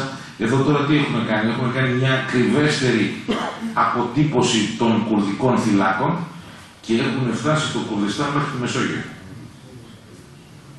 Γιατί αν προσέξετε, το Κουρδιστάν τι κάνει? Πιάνει όλο αυτό το κομμάτι του Ιράν, φτάνει μέχρι την Αρμενία, όλο αυτό το κομμάτι της Τουρκίας, όλο αυτό το κομμάτι της Συρίας και όλο αυτό το κομμάτι του Ιράκ. Ναι, αλλά εκεί μέσα, ξέρετε, είναι το Κυρκούκ και πιο πάνω είναι η Μοσούλη. Και ένας αγωγός ο οποίος μεταφέρει μέσω των εδαφών της Τουρκίας το πετρέλαιο της Μοσούλης και του Κυρκούκ στη Μεσόγειο, αλλά μέσω τουρκικών εδαφών. Προσέξτε, εάν αυτό γίνει Κουρδιστάν, δεν χρειάζεται πλέον να περνάει μέσω τουρκικών εδαφών. Μια Τουρκία η οποία μας πρόδωσε το 2003 όταν θέλαμε να μπούμε στο Ιράκ και δεν μας έδωσε το Ιντσιρλίκ, λένε οι Αμερικανοί. Και προσέξτε, όταν μιλάω για το πετρέλαιο του Κυρκούκ, μιλάω για ένα πετρέλαιο το οποίο, το light Κυρκούκ, μιλάω για ένα πετρέλαιο το οποίο κοστίζει $1 στο βαρέλι μέσα. Το οποίο είναι το εξορίσεις από βάθος 600 μέτρων και το οποίο κοστίζει, βγαίνει δηλαδή σχεδόν καθαρό, μέσα από τη γη δεν θα έχει καν διήγηση. $1 στο βαρέλι τη στιγμή που το βαρέλι πωλείται $120. Δηλαδή με ένα έτος παραγωγής, όπως έκανα έναν υπολογισμό σε κάποιο μου βιβλίο, με ένα έτος παραγωγής πετρελαίου του Κυρκούκ αγοράζει την Gazprom. Άρα εδώ λοιπόν θα μου επιτρέψετε να πω την ωραία εκείνη ρίση του ελληνικού κινηματογράφου, είναι πολλά τα λεφτά άλλοι. Να προχωρήσω λίγο παρακάτω, για να σας δείξω πως έχει, για να το έχετε αποτυπωμένο στο μυαλό σας. Αυτό είναι ένας δικός μου χάρτης, τον οποίο κατασκεύασα με στοιχεία που πήρα από τα στοιχεία της CIA, από τα στοιχεία του OEA κτλ. Και έφτιαξα 4 layers, τα οποία τα έριξα πάνω σε ένα χάρτη του Google Earth, και τι βγαίνει? Εδώ πέρα η πυκνότητα του κουρδικού πληθυσμού είναι μέχρι 30%. Εδώ η πυκνότητα του κουρδικού πληθυσμού είναι μέχρι 70%. Και εδώ η πυκνότητα του κουρδικού πληθυσμού είναι μέχρι 100%. Προσέξτε, Κυρκούκ Μοσούλη, από πού περνάει? Πλήρης έλεγχος. Πάμε παρακάτω. Ο άλλος αγωγός, τον οποίο ανάγκασαν τις εταιρείες να τον κατασκευάσουν, δεν τον θέλανε να τον κατασκευάσουν οι ξένες εταιρείες, είναι ο αγωγός Μπακού Τσεϊχάν. Νάτος, Μπακού, τον βλέπετε, Τσεϊχάν. Τώρα τον βλέπετε εδώ και λέτε πήρες γύρω-γύρω και όχι. Πήρα τις συντεταγμένες του αγωγού, τις έριξα στην τύχη επάνω στο χάρτη και τι απεδείχθη? Ότι ο αγωγός έρχεται και πέφτει περιμετρικά των κουρδικών πληθυσμιακών φυλάκων. Που σημαίνει ότι αυτό είναι ένα είδος συνόρου. Συνεχίζω. Προσπαθώ να είμαι γρήγορος. Δείτε μέχρι σήμερα πόσες επαναστάσεις κουρδικές έχουν συμβεί σε αυτή την περιοχή. Όλες αυτές οι ημερομηνίες με την κόκκινη γροθιά δίπλα σημαίνουν επαναστάσεις. Στο Ιράν πρέπει να σας πω ότι το Ιράν είχε ήδη τη δημοκρατία του Μαχαμπάντ από το 47 μέχρι το 49. Σοβιετικού τύπου δημοκρατία. Κουρδική δημοκρατία. Προχωρώ παρακάτω. Για να δούμε μια κατάσταση αυτή τη στιγμή στο Ιράκ. Αυτή τη στιγμή στο Ιράκ τι βλέπουμε? Αυτή εδώ η περιοχή είναι αραβοσιητική. Αυτή εδώ όλη η περιοχή είναι κουρδοσουνιτική. Και αυτή εδώ όλη η περιοχή είναι σουνιτοαραβική και έρημος. Για να δούμε τα συμφέροντα των Ευρωπαίων που αρχίζουν και τα ξαναθυμούνται. Κοιτάξτε το χάρτη αυτόν και κοιτάξτε τα χρώματα. Το γαλάζιο αυτό χρώμα δείχνει μία ζώνη η οποία ήταν ουσιαστικά ανατεθειμένη στην γαλλική εντολή. Εδώ, αυτό εδώ το α, είναι μία ζώνη η οποία είχε παραχωρηθεί στην γαλλική επιρροή. Αυτό εδώ το καφέ είναι μια ζώνη η οποία είχε παραπολυθεί στο διεθνή έλεγχο. Αυτό εδώ το πράσινο είναι μια ζώνη η οποία είχε παραπολυθεί στην Ιταλία και αυτό εδώ το γραμμωτό πράσινο είναι επιρροής Ιταλικής. Το πορτοκαλί είναι μια ζώνη η οποία είχε ενδιαφερθεί η Ρωσία να έχει τον έλεγχό της. Γιατί απλούστατα αυτό που λέει εγγύησε εξωτερικών η Ρωσία, μία abroad σήμερα, δηλαδή όλες αυτές οι δημοκρατίες, οι πρώην σοβιετικές, ισλαμικές δημοκρατίες, Καζακστάν, Ουσμπεκιστάν, Τατζικιστάν, Τουρκμενιστάν κτλ. Το μαλακό υπογάστριο δηλαδή της Ρωσίας, το οποίο εάν η Συρία πέσει σήμερα, το μαλακό αυτό υπογάστριο θα είναι έρμεο όλου του σουνιτικού ισλαμιστικού κινήματος, το οποίο θα χρηματοδοτείται από το Κατάρ. Κάνουμε επενδύσεις με το Κατάρ, μην το ξεχνάτε. Έτσι. Το Κατάρ είναι εκείνο που χρηματοδοτεί αυτή τη στιγμή όλα τα καθάρματα της Αλ-Κάιντα, τα οποία τα έχει μαζέψει στην νοτιοανατολική Τουρκία, με εξαιρετικά καθάρματα επίσης ως ηγέτες, όπως ο Αμπτελχακίμ Μπελχάτζ, ο οποίος ήταν ένας από τους διασύμους οπλαρχηγούς της Αλ-Κάιντα, τον οποίο χρησιμοποίησε το Κατάρ και η CIA αλλά και η SAS, οι Βρετανοί, για τη Λιβύη, για να κάνουμε την εξέγερση της Λιβύης. Κάναμε την εξέγερση εντός εισαγωγικών της Λιβύης. Ο Αμπτελχακίμ Μπελχάτζ είναι στρατιωτικός ηγέτης της Τρυπόλεως για λίγο καιρό, να βγάλει και αυτός στον αεροκάματο ο άνθρωπος, και μετά τον πήρε πάλι το Κατάρ και τον πήγε στην νοτιοανατολική Τουρκία για να οργανώσει εκεί όλο αυτό το μακελιό που γίνεται αυτή τη στιγμή στη Συρία. Δεν είμαι από αυτούς που συμπαθούν τον Άσαντ, πιστέψτε με. Κανέναν τύραννο δεν συμπαθώ. Αλλά να μην μας λένε ότι είναι και λαϊκή εξέγερση, γιατί τρελαίνομαι, δεν μπορώ. Δεν μπορώ. Εάν δηλαδή η λαϊκή εξέγερση χρειάζεται 6 μήνες βομβαρδισμούς του ΝΑΤΟ, τότε πέστε μου τι είναι η στρατιωτική παρέμβαση. Επιτρέψτε μου να αστερίσκω εδώ. Όταν έγινε αυτό το λένε, ξέρετε, στα αγγλικά, στην επιστήμη των διεθνών σχέσεων, το λένε military humanism. Θου κύριε φυλακή το στόματί μου. Αυτό, στρατιωτικός ανθρωπισμός λέει. Και το λένε και αλλιώς, spreading democracy to the Middle East. Και υπάρχει και ένα ανέκδοτο που λέει don't bother the Americans because they punished you with democracy. Λοιπόν, ερωτώ, πότε είχαν δημοκρατία αυτοί οι λαοί? Δεν είναι μορφή αυτό. Είναι πολιτισμικό χαρακτηριστικό και έτσι γούσταραν και καλά έκαναν. Πότε είχαν δημοκρατία αυτοί οι λαοί και τους έλειψε? Αναλογιστείτε ιστορικά. Ποτέ. Άρα, είναι πρόσχημα, κύριε, αυτό το θέμα περί δημοκρατίας. Είναι πρόσχημα και ξέρετε πολύ καλά τους λόγους. Τσακίσαμε λοιπόν τη Λιβύη, τσακίσαμε την Τινησία. Στην Τινησία λέει, ξεκίνησε λέει η Αραβική Άνοιξη από τι? Διότι λέει αυτοπυρπολήθη ένας πλανόδιος Τινήσιος Οποροπόλης. Μέχρι εκείνη τη στιγμή πόσοι τέτοιοι είχαν χαθεί? Και επειδή αυτός ο πλανόδιος Τινήσιος Οποροπόλης αυτοπυρπολήθη, ξεκίνησε το ΝΑΤΟ να βομβαρδίζει στη Λιβύη. Μα έλεος. Έλεος, κύριε, γιατί μας θεωρείτε ηλιθίους. Αυτή τη στιγμή όλο το ζόρι είναι πώς θα φτιάξουμε ένα τεράστιο άξονα, ο οποίος θα πιάνει όλο το Μάγρεπ, δηλαδή τη Βόρειο Αφρική, θα φτάνει στη Συρία και από τη Συρία στόχος είναι το Ιράν. Θα καταλήξουμε στο Ιράν πώς? Με ένα κέντρο, το Κάιρο. Γιατί το Κάιρο? Διότι εκεί είναι το κέντρο των αδελφών μουσουλμάνων. Από εκεί λειτουργεί και εκεί λειτουργεί ο εγκέφαλος του κινήματος του Αλ-Ιχβάν Αλ-Μουσλιμούν, δηλαδή του κινήματος των αδελφών μουσουλμάνων. Όλες αυτές οι νέες κυβερνήσεις οι οποίες ανεβήθησαν από τις δημοκρατικές επιχειρήσεις της Δύσεως, εκεί πέρα υπάρχονται στο κίνημα των αδελφών μουσουλμάνων. Εάν η Συρία πέσει, πάλι οι αδελφοί μουσουλμάνοι θα είναι στην εξουσία. Και τότε τι θα γίνει?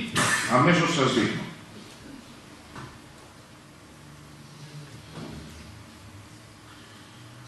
Όλο αυτό το κομμάτι, να σας δείξω αυτό το χάρτη, όλο αυτό το κομμάτι με τα γαλαζοπά χρώματα, το οποίο είναι Αλεβίτες και Σιήτες.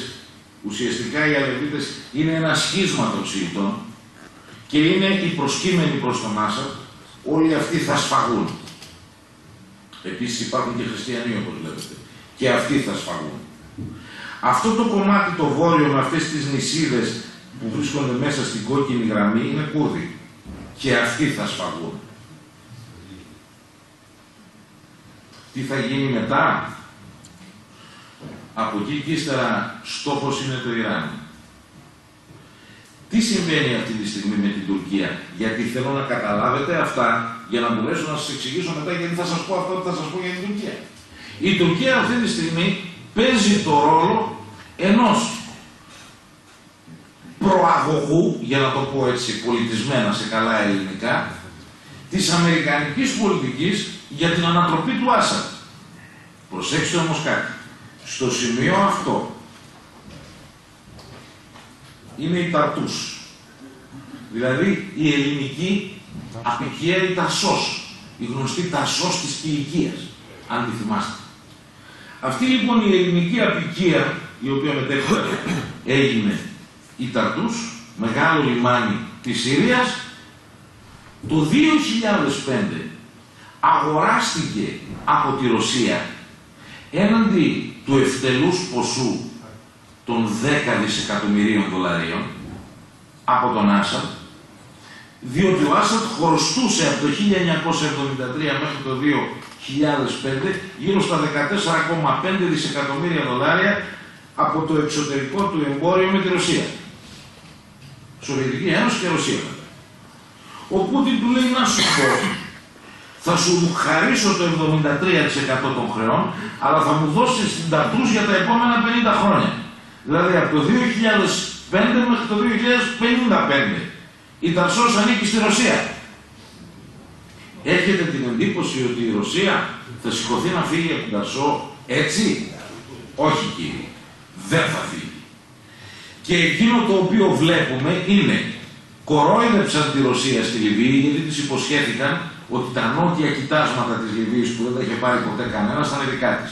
Δεν της τα δώσαν. Όταν έκανε πίσω η Ρωσία στο Συμβούλιο Εθνικής Ασφαλείας για την επέμβαση του ΝΑΤΟ στη Λιβύη, της είχαν υποσχεθεί ότι θα της δώσουν τα πετρέλαια του Νότου μαζί με την Κίνα. Αν θυμάστε, μάλιστα με έκπληξη όλοι μας, είδαμε να φεύγουν 35.000 Κινέζοι από την Νότια Λιβύη και να διαπεραιώνονται μέσω Κρήτης κτλ. Στις χώρες τους. Και λέγανε, τι θέλουν αυτοί οι Κινέζοι στη Λιβύη? Οι Κινέζοι έτσι λειτουργούν. Ένα λοιπόν αυτό το λάθος είχε κάνει ο Καντάφη. Το δεύτερο λάθος ήταν ότι επειδή είχε αποθέματα χρυσού, ήθελε να φτιάξει κοινό αφρικανικό νόμισμα με κέντρο τη Λιβύη. Το κοινό αφρικανικό νόμισμα θα έβγαζε από πάνω από τουλάχιστον την Αφρικανική Ήπειρο την επίρρεια του πετροδολαρίου. Αυτό όμως είναι η μέγιστη ύβρις για τον αμερικανικό κόσμο, ο οποίος τι σου λέει, θες να αγοράσεις πετρέλαιο?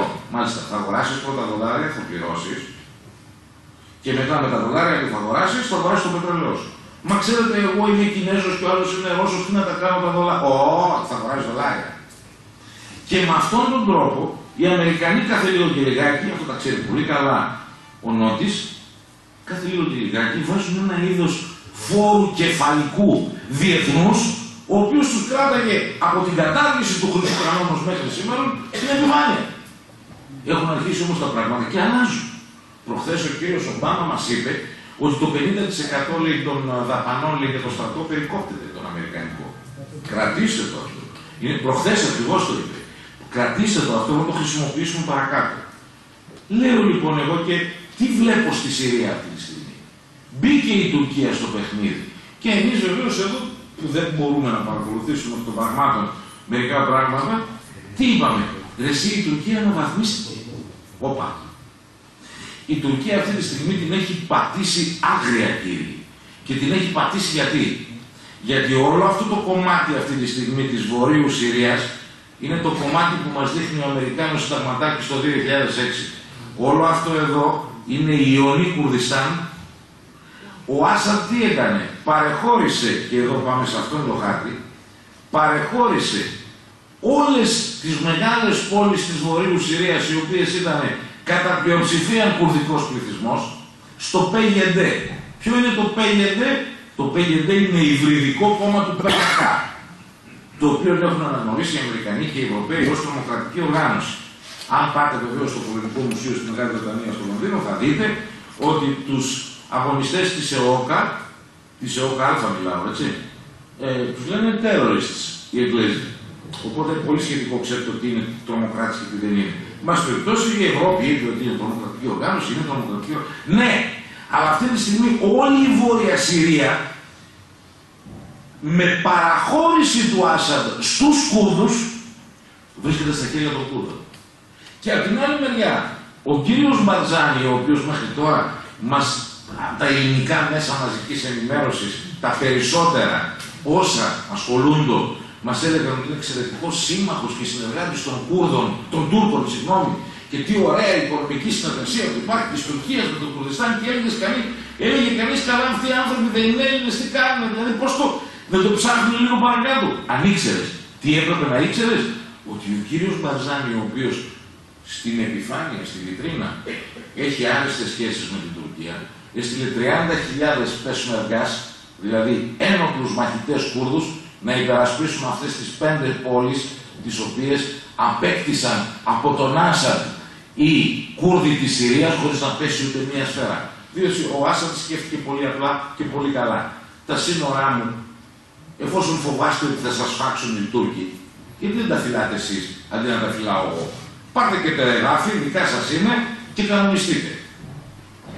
Αυτή τη στιγμή όμως έχουμε ήδη ένα Κουρδιστάν στο Βόρειο Ιράκ, το οποίο στα εδάφη του έχει τη Μοσούλη και το Κυρκούκ. Έχουμε ένα δεύτερο Ιωνί Κουρδιστάν στη Βόρεια Συρία, που φτάνει μέχρι τη Μεσόγειο, και προσέξτε, αυτό το δρομολόγιο το οποίο σας έδειξα προηγουμένως, αυτό εδώ, Μοσούλη, Κυρκούκ, Μεσόγειος, είναι ένα δρομολόγιο το οποίο το θέλουν πάρα πολύ οι μεγάλες εταιρείες, τουλάχιστον οι 5 μεγάλες αδελφές, για να δρομολογούν πλέον το πετρέλαιο της Μοσούλης και του Κυρκούκ από κουρδικά εδάφη, χωρίς να έχουν τις επιρροές της Τουρκίας, η οποία κάθε λίγο και λιγάκι τους ζητάει και κάτι καινούριο. Βγάζουν δηλαδή το καλύτερο πετρέλαιο της Μέσης Ανατολής στη Μεσόγειο από κουρδικά εδάφη, χωρίς την επιρροή της Τουρκίας. Πολύ ωραία. Γιάννη, Ναι. μια παρατήρηση μόνο. Ναι. Επειδή έρχομαι μέχρι τις 10, κανόνισε το πρόγραμμά σου για να μιλήσουμε για τις ερωτήσεις που θα σου κάνουν. Βεβαίως, είναι 8 και 4. Κάτσω και μέχρι τις 12, ελεύθερα. Εκεί η αίθουσα είναι Μιλάτε, στις εσείς 10. μην αγχώνεστε, δεν φεύγουμε, μας αρέσει. Σήμερα δεν θα σε κάνουμε έξω. Κοίταξε, αυτή είναι η κριτική μου τους άλλους. Λοιπόν, Για να μιλήσουμε. θέλω λοιπόν να καταλάβουμε πρωτίστως αυτό. Να καταλάβουμε ότι η Τουρκία έχει δει το τυρί, αλλά δεν έχει δει τη φάκα. Γι' αυτό, προσέξτε κύριοι, το γεγονός, εγώ έχω πει πολλές φορές και στα ηλεκτρονικά μέσα, ο Θεός να μου κόβει μέρες να δίνει χρόνια στον κύριο Νταβούτογλου και στον κύριο Ερντογάν. Και το εννοώ. Γιατί? Διότι αυτοί τα σκίσαν με το Ισραήλ. Και ενώ υπάρχουν υπόγειες δυνάμεις και στην Ισραηλινή πλευρά και στην τουρκική πλευρά που προσπαθούν να τα ξαναβρούν, βγαίνει προχθές ο Ερντογάν και λέει: ο σιωνισμός λέει είναι έγκλημα κατά της ανθρωπότητας. Έγινε το έλα να δεις, ό,τι προεργασία είχε γίνει υπογείως την άχτηκε στον αέρα, τον έβρισε ο Μπαν Κι Μουν, τον έβρισε ο Κέρι, ο νυν Υπουργός Εξωτερικών. Ξεσηκώθηκαν οι Ισραηλινοί. Προσέξτε, αμαυρώθηκαν οποιασδήποτε Ισραηλινές κινήσεις προσπαθούσαν να τα ξαναβρούν με την Τουρκία και χάλασε η δουλειά. Εκείνο που με ανησυχεί ιδιαίτερος είναι τι θα γίνει όταν ο Ερντογάν πέσει και όταν ο Νταβούτογλου πέσει και αυτός μαζί και ξαναέρθουν οι στρατιωτικοί.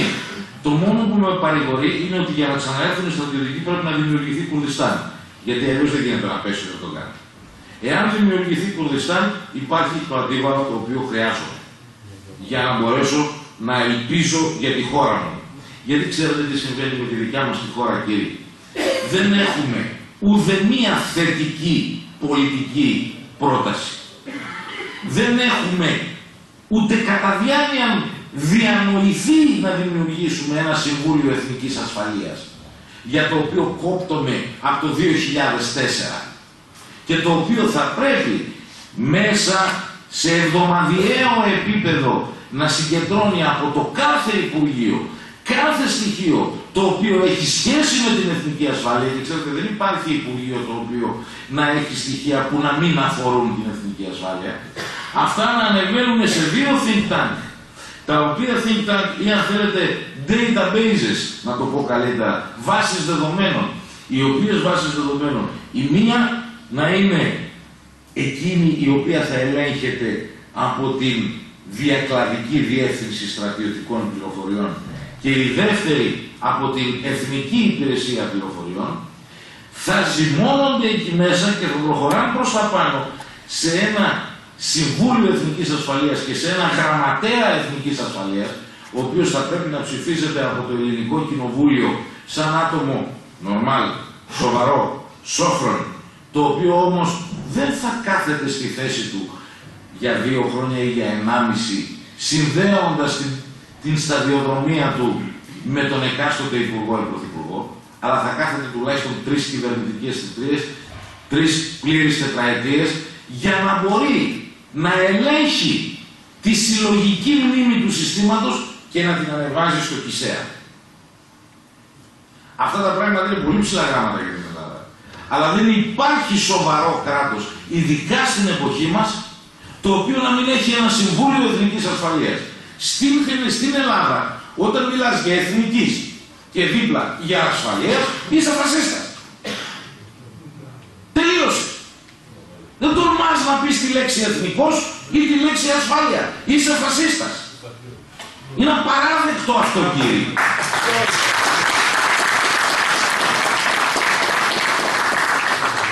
Και ξέρετε πολύ καλά ότι δεν είναι έτσι τα πράγματα. Γαλλία, Τουρκία, Ισπανία, Ιταλία, Αμερική, όλοι έχουν το Συμβούλιο τους Εθνικής Ασφαλείας για να μπορούν σε πραγματικό χρόνο να ζυμώνουν στοιχεία και να είναι σε θέση να κάνουν αντιμετώπιση κρίσεων.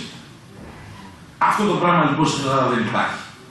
Άρα, τι λέω, τουλάχιστον να κάνουν λάθη οι άλλοι για να τα καρπούμεθα εμείς. Θα μου πεις, σου αρκεί αυτό, τι θέλετε να κάνουμε. Αυτό μένει. Προχωρώ. Πάμε σε αυτόν εδώ το χάρτη για να αρχίσουμε να μπαίνουμε σιγά σιγά στο ψαχνό. Αυτή τη στιγμή, κύριοι και κυρίες μου, βλέπετε στο συγκεκριμένο χάρτη το σχεδίασμα των μεγάλων ανταγωνισμών Ρωσίας και Δύσης μέσω των 2 αυτών αξώνων μεταφοράς ενέργειας. Τα μπλε, αυτά εδώ, είναι οι ευρωπαϊκές προτάσεις, οι δυτικές ας τις πούμε προτάσεις. Εδώ είναι το TAP, εδώ είναι το IDGI και βεβαίως αυτές είναι οι ρωσικές προτάσεις.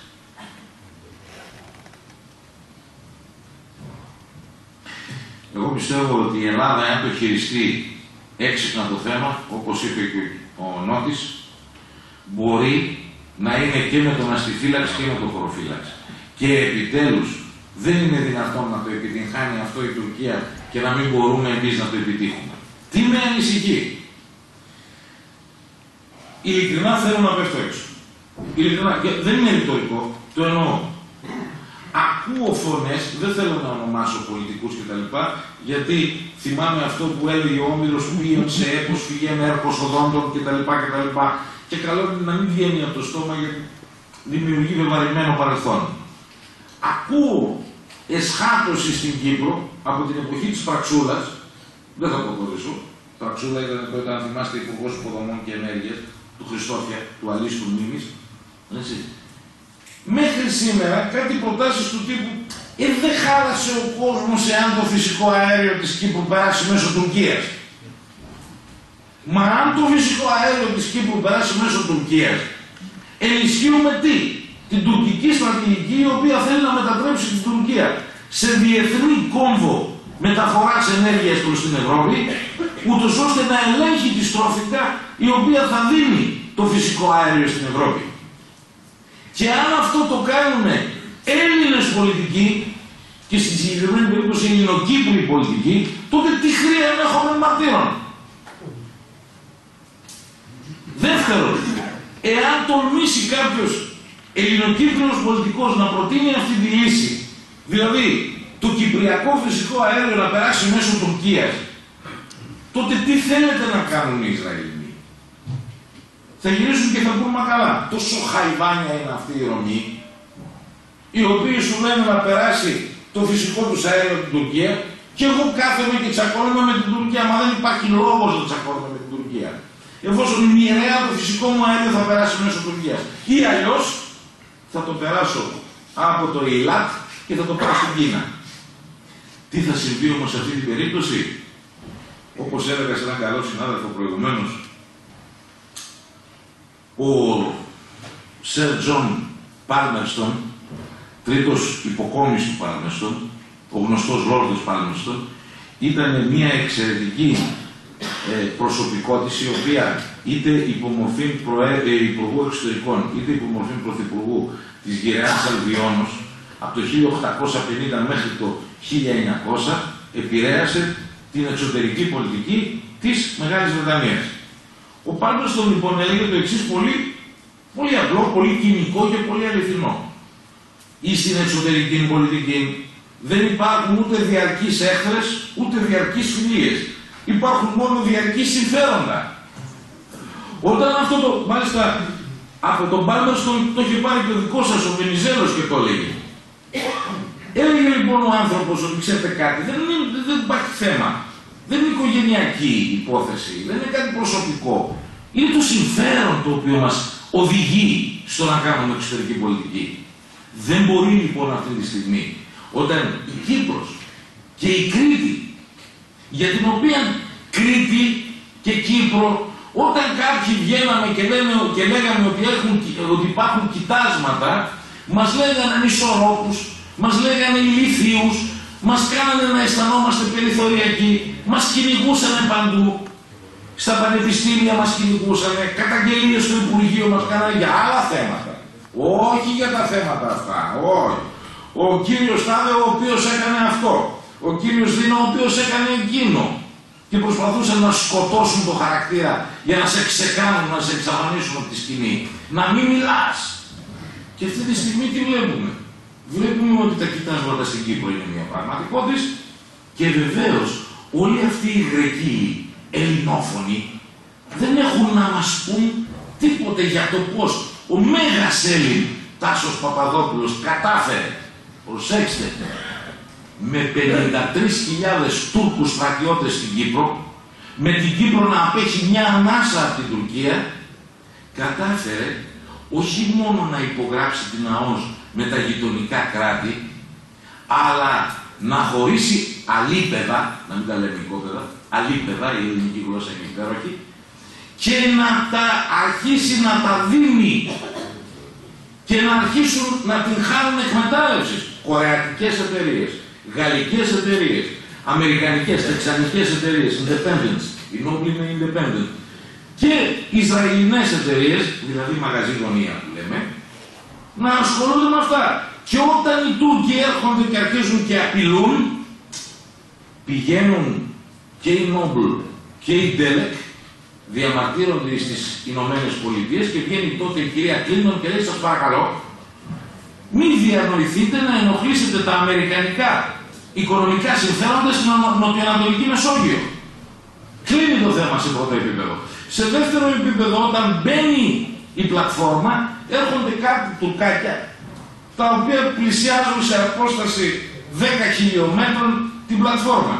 Και φεύγουν 2 μοίρες F-15 Ισραηλινών και τους πηγαίνουν μέχρι την Αντάλια. Και τρέχανε, να δείτε πώς τρέχανε, γιατί ξέρουν ότι οι Ισραηλινοί δεν κάνουν πλάκα σαν και εμάς. Δεν κάνουν ασκήσεις, σκοτώνουν. Και τελείωσε η υπόθεση. Και η Κύπρος το κατάφερε. Η Ελλάς γιατί δεν μπορεί να το καταφέρει? Η αιωνία Ελλάς, η ισχυρά Ελλάς, η υπερήφανος Ελλάς. Αναρωτιέται κανείς. Έτσι. Θα μου πείτε, τώρα κοίταξε, είσαι λίγο ίσως πολεμοκάπηλος, είσαι λίγο λαϊκιστής. Όχι, θα δείτε ότι όταν φτάσω στο θέμα της ΑΟΣ θα είμαι πολύ προσεκτικός. Κοιτάξτε λοιπόν λίγο την περιοχή. Εδώ τι βλέπετε. Βλέπετε την περιοχή αυτή της Κυπριακής ΑΟΣ, με όλα τις τα αλίπεδα. Εδώ πέρα βλέπετε έχει γίνει ένα όψιμο περίεργο. Ένα τραπέζιο έχει γίνει, ενώ εδώ θα έπρεπε να είναι ένα τρίγωνο. Τι είχε συμβεί? Επικυβερνήσεως Σιμίτη. Είχε επέμβει ο Γιωργάκης. Ξέρετε, ο Χάρβαρντ Τζέφρι, αυτό το παλικάρι, με εντολές Σιμίτη, και είχε πει στον κύριο Ρολάνδη, τότε, της κυβερνήσεως Πληρή, ότι ξέρετε κάτι, μην προχωρήσετε στην χάραξη της ΑΟΣ πιο αριστερά δηλαδή, διότι θα ενοχληθεί η Τουρκία. Δηλαδή, πώς θα ενοχληθεί η Τουρκία? Έχει δικαιώματα σύμφωνα με το διεθνές δίκαιο εκεί η Τουρκία. Τώρα τι το ψάχνεις, και τελείωσε η υπόθεση εκεί. Τελείωσε ή τότε άρχισε? Γιατί εδώ τι βλέπετε? Εδώ βλέπετε και μερικά νομικά προηγούμενα. Δηλαδή, 360 χιλιόμετρα μοιρασμένα στη μέση, αρχή της μέσης γραμμής. 265 χιλιόμετρα μοιρασμένα στη μέση, δηλαδή αρχή της μέσης γραμμής. Για να δούμε παρακάτω. Άρα υπάρχει το προηγούμενο. Εδώ θέλω να δείτε. Τι είναι λοιπόν η υπόθεση? Διότι θέλω να καταλάβετε και τι είναι αυτή η έρμη ελληνοτουρκική φιλία που μας αναγκάζει όλα αυτά να τα κάνουμε καριάρα. Η ελληνοτουρκική φιλία είναι αυτό, κύριε. Το βλέπετε αυτό το κρουασάν, το πορτοκαλί. Σταματάει εδώ. Πού? Στο Αιγαίο. Και πιάνει τι? Η Ιαπωνία, Αμερικές, έτσι, Βόρειες Αμερικές και Ευρώπη. Δεν μπαίνει στην Τουρκία. Αυτό το έκανε Γάλλος γεωπολιτικός. Δεν το έκανε ο Μάζης. Όχι, ευτυχώς. Αφήνει την Τουρκία απ' έξω και μπαίνει σε ένα μοβ κολουροκονοειδές τραπέζιο, το οποίο το ονομάζει ευαίσθητο τομέα. Και αν προσέξετε αυτόν τον ευαίσθητο τομέα, περιλαμβάνει όλα αυτά που και σήμερα φλέγονται. Αυτό έγινε στις αρχές της δεκαετίας του 80, ακόμη υπάρχοντος του ψυχρού πολέμου. Θα σας δείξω και πώς ήταν η κατάσταση μετά. Λέω λοιπόν, τι συμβαίνει εδώ? Ευαίσθητος περιοχή. Όλη η Ανατολική Τουρκία μέσα στην ευαίσθητη περιοχή. Πώς τη λένε αλλιώς, παιδιά, την Ανατολική Τουρκία? Κουρδιστάν. Μπράβο. Δεν τα είπε ο Μάζης, τα είπε ο Ζεράρ Σαλιά. Για κοιτάξτε λοιπόν το σημείο που σπάει αυτός ο περιβόητος δακτύλιος, ο ανασχετικός. Τι ανάσχεση, τι είδους ανάσχεση κάνει αυτός ο δακτύλιος? Μα φυσικά κάνει ανάσχεση αυτή της μπλε μάζας, η οποία είναι η χερσαία δύναμης, δηλαδή Ρωσία, να μην κατέβει στη Μεσόγειο. Άρα, αυτά τα δύο κομμάτια, δηλαδή Ελλάς-Τουρκία, διάβλος Δαρδανηλίων Αιγαίου, πρέπει να είναι ενωμένα έτσι για τους Αγγλοσάξονες. Γι' αυτό ονομάστηκαν και είναι η νοτιοανατολική πτέρυξη του ΝΑΤΟ. Μην μου δίνει σημειώματα γιατί δεν τα βλέπω. Λοιπόν, άρα οφείλουμε να αγαπούμε τους Τούρκους, κύριοι. Οφείλουμε, και όσοι δεν βλέπουμε τουρκικά σύριαλ πρέπει να αρχίσουμε να το πράττουμε. Μου έλεγε λοιπόν μία συνάδελφος, πολλά έχω να σας πω, αλλά εν πάση περιπτώσει πάμε να το συγκεκριμενοποιήσουμε στην ΑΟΣ. Δεν βλέπω. Πες το φωναχτά τώρα, μην κρατάς περισσότερο. Πες το φωναχτά. 5 λεπτά έχω. 10 πόσα. Εντάξει. Να κάτσουμε παραπάνω. Λοιπόν. Πρέπει να γίνουν και ερωτήσεις μετά. Ναι. Λέω λοιπόν. Βλέπετε αυτό το χάρτη? Αυτός ο χάρτης είναι ψεύτικος. Λυπάμαι που το λέω. Λυπάμαι που το λέω, διότι αυτός ο χάρτης κυκλοφοράει και μας γεμίζει φενάκες. Τι είναι το κόκκινο? Το κόκκινο σε αυτό το χάρτη είναι, λέει, η τουρκική ΑΟΣ. Το ανοιχτό γαλάζιο, το ρουαγιάλ, που θα λέγανε εδώ ορισμένες κυρίες, είναι η ελληνική ΑΟΣ. Ονειρόξεις ελληνικές. Αυτό εδώ το σκούρο, λέει, μπλε, είναι η κυπριακή ΑΟΣ. Βλέπετε, αυτό εδώ το γκρι είναι η αιγυπτιακή ΑΟΣ, λέει αυτός ο χάρτης. Και βλέπετε, λέει, η ελληνική ΑΟΣ, λέει, εφάπτεται, λέει, με την κυπριακή ΑΟΣ, τη χαρά. Πρώτον, όποιος κάτσει να διαβάσει τη σχέση ελευθερίας έχουν οι ΑΟΣ, θα διαπιστώσει ότι είτε εφάπτεται είτε δεν εφάπτεται ένα και το αυτό, διότι η επιφάνεια της θαλάσσης, η οποία καλύπτεται από την ΑΟΣ, δεν είναι εθνικά χωρικά ύδατα και δεν μπορεί κανένας να σου απαγορεύσει να περάσεις από εκεί. Άρα είτε εφάπτεται είτε δεν εφάπτεται ένα και το αυτό. Δεύτερον, ο ίδιος ο Μοντέγκο Μπέι του 1982 λέει ότι επίσης από τον πυθμένα της ΑΟΣ μπορείς κάλλιστα να περάσεις σε ολυναγωγό. Κανένα πρόβλημα. Άρα λοιπόν δεν υπάρχει πρόβλημα. Γιατί τον φτιάχνουμε αυτόν τον χάρτη? Ένας λανθασμένος χάρτης της Ευρωπαϊκής Ενώσεως, η οποία ασχολείται με την διάβρωση των ευρωπαϊκών παραλίων και η οποία λέει μέσα ότι ξέρετε κάτι, όποιος έχει λέει στοιχεία άλλα μας τα δώσει, γιατί ο χάρτης είναι λανθασμένος. Προχωράμε παρακάτω. Για να σας δείξω μερικά τρομερά πράγματα, τα οποία έχουν μεγάλη σημασία. Ακούστε τις προτάσεις των Τούρκων, οι οποίες είναι προτάσεις του τελευταίου τριμήνου βγήκαν στην επιφάνεια. Ένας καλός φίλος, ο οποίος παρακολουθεί τον τουρκικό τύπο και τις πηγές, ο Χρήστος Ομινάγιας, έχει κάνει την παρουσίαση, την αποκάλυψη. Εδώ λέει οι Τούρκοι προτείνουν το εξής. Σε περίπτωση που η Αίγυπτος, το Ισραήλ και ο Λίβανος προβούν στην οριοθέτηση της ΑΟΣ τους απευθείας με την Τουρκία, τότε θα κερδίσουν θαλάσσια έκταση 21.500 τετραγωνικών χιλιόμετρων, 4.600 τετραγωνικών χιλιόμετρων και 3.257 τετραγωνικών χιλιόμετρων αντιστοίχως. Ας τα πούμε ωφέλη αυτά. Να το. Εδώ έχουμε το όφελος της Αιγύπτου, εάν αυτό εδώ είναι, περισσότερο. Εδώ είναι το όφελος του Ισραήλ, εάν τα κλείσει με την Τουρκία, και εδώ είναι το όφελος του Λιβάνου, εάν το κλείσει με την Τουρκία.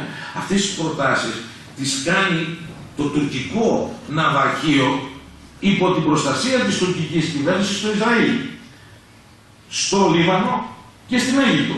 Και μάθατε όλοι, 3 μήνες μετά από αυτά τα σχέδια, ότι ήρθε ο κύριος Άντελ Κάντερ, αδελφός μουσουλμάνος, κατά τα άλλα λέει αυτή η αδέρφια μας, δεν μπορώ να τα καταλάβω αυτά, εν πάση περιπτώσει, και έβαλε στο Συμβούλιο της Σούρα, δηλαδή στη Γερουσία, στην Αίγυπτο, την πρόταση να καταργήσει η Αίγυπτος, να ακυρώσει, λέει, η Αίγυπτος την ΑΟΣ την οποία υπέγραψε με την Κύπρο, διότι λέει δεν επαρέστη η Αίγυπτος όταν το Ισραήλ με την Κύπρο είχαν υπογράψει τη δική τους ΑΟΣ. Καμία σχέση.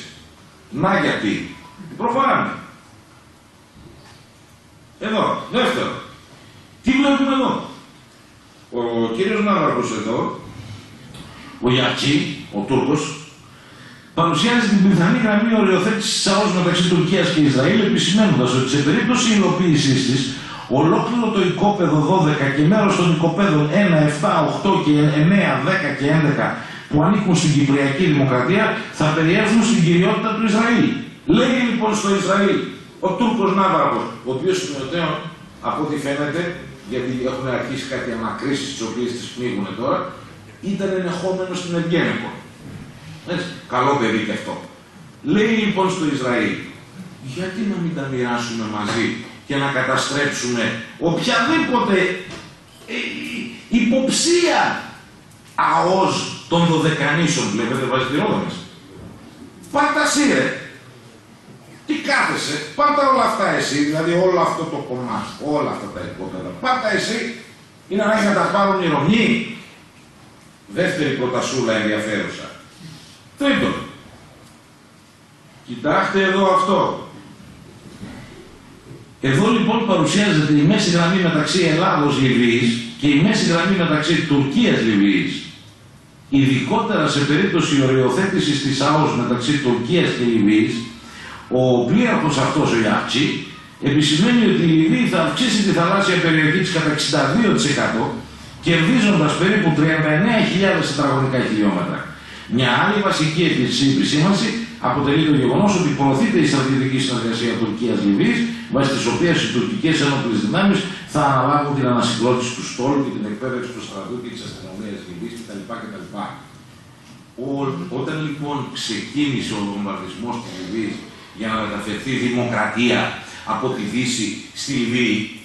Είχα πει στην πρώτη έκτακτη εκπομπή που έκανε η κρατική τηλεόραση ότι ελπίζω η Ελλάς να μην συμπεριφερθεί ως ποντία εταίρα. Και επειδή με πόντες έχω κάθε δικαίωμα να το λέω. Θα μου πείτε και τι έκανε η ποντία εταίρα. Η ποντία εταίρα, η Παρθένα, ως γνωστό, όταν έμαθε ότι οι συναδέλφισές της πληρωνόντουσαν, έπαθε κεφαλικό. Γιατί συνεδρίασα την ελληνική εξωτερική περιπολιτική με την ποντία εταίρα, για τον πολύ απλό λόγο ότι είπα, ελπίζω, εφόσον τα 75% των στρατιωτικών διευκολύνσεων που δίνουμε στο ΝΑΤΟ για να μεταφέρουν δημοκρατία στη Λιβύη είναι ελληνικά, η νέα κυβέρνηση στη Λιβύη, ή οι πατρονές της, εν πάση περιπτώσει, να αναγνωρίσει τουλάχιστον την επιρροή της Γαβδού στην ΑΟΣ της Κρήτης. Τίποτε δεν ζητήσαμε, κύριοι. Και θα σας πω το εξής τραγικό. Πρώτη κρίση του κόλπου, από εδώ από την Κρήτη. Δεύτερη κρίση του κόλπου, από εδώ από την Κρήτη. Για το Ιράκ μιλάω. Δεν είναι για το εθνικό συμφέρον, δεν με ενδιαφέρει ποιος θα πετύχει. Μακάρι να πετύχουν. Ωραία λοιπόν. Η Τουρκία λέει, ξέρετε, μόλις το κάνετε αυτό, δεν θα έρθει καλοπίστος να σας πει διαφωνώ με τις συντεταγμένες που δώσατε και πάμε στα δικαστήρια να τα βρούμε, αλλά θα σας δημιουργήσει πρόβλημα. Δερμό πρόβλημα, όχι επεισόδιο, πρόβλημα. Απάντηση. Στην νοτιοανατολική αυτή πτέρυγα του ΝΑΤΟ, όπου οφείλουμε να αγαπάμε ο ένας τον άλλο. Οφείλουμε, σας εξήγησα το λόγο. Γιατί αλλιώς θα κατέβουν οι Ρούσοι. Άρα οφείλουμε εμείς και αυτοί να αγαπημένοι. Να είμαστε αγαπημένοι. Είναι δυνατόν κάποιος να ξεκινήσει τους πυροβολισμούς? Και ερωτώ, μια Τουρκία η οποία έχει ένα μέτωπο με το Ιράν, ένα μέτωπο με τη Συρία, ένα μέτωπο με τους Κούρδους, αυτή τη στιγμή που μιλάμε, θα ανοίξει και μέτωπο με κράτος μέλος της νοτιοανατολικής πτέρυγας του ΝΑΤΟ? Ας το κάνει. Θα ήθελα να το δω. Δεν το πιστεύω. Εάν τολμήσει να το κάνει θα κρατήσει 24 ώρες και αν εμείς έχουμε την ετοιμότητα που πιστεύω ότι έχουμε, γιατί πιστεύω στις ελληνικές ένοπλες δυνάμεις, δεν πρόκειται να τις περάσει. Όπως δεν τις πέρασε στην Κύπρο, την κατεχόμενη Κύπρο από τα τουρκικά στρατεύματα. Αλλά τι χρειάζεται? Χρειάζεται κατάλληλη διπλωματική προετοιμασία. Και με το Ισραήλ, πολύ σοβαρή προετοιμασία, και με τους Αμερικανούς και με τους Ρώσους, οι οποίοι σας εξήγησα γιατί δεν θέλουν να εξελιχθεί η κατάσταση έτσι και γιατί η Τουρκία δεν τους συμφέρει αυτή τη στιγμή, και με όλον εκείνο τον κόσμο, θα το αφήσω μετά για τις ερωτήσεις σας, ούτως ώστε να μπορέσει η Ελλάδα την κρίσιμη στιγμή να απαντήσει πιστικά. Και βεβαίως πολύ καλό ήταν το διάβημα που έγινε στον Οργανισμό Ηνωμένων Εθνών. Και βεβαίως να γίνει και δεύτερο. Καμία αντίρρηση. Δεν έχω αντίρρηση σε όλα αυτά. Και μετά που θα ορίσουμε την ΑΟΣ και θα αρχίσει να βγει το πετρέλαιο, δηλαδή, δάσκαλε, θα τα οικονομήσουμε? Και εδώ η απάντησή μου είναι εξής. Και η Νιγηρία έχει πετρέλαιο. Αυτό όμως δεν σημαίνει ότι ο λαός ευημερεί. Γι' αυτό εγώ δεν θέλω να δημιουργήσω ελπίδες και να λέμε, ξέρετε κάτι, τι ωραία, θα βγάλουμε πετρέλαιο και να προβάλλουμε και λεμπίες από σήμερα. Εγώ λέω, για να μας πούν πώς θα διαχειριστούν αυτό το πετρέλαιο. Ποιοι θα το διαχειριστούν. Με πόση διαφάνεια θα το διαχειριστούν. Γιατί αυτά είναι τα βασικά ερωτήματα. Εάν θέλουμε πραγματικά να έχουμε ελπίδα.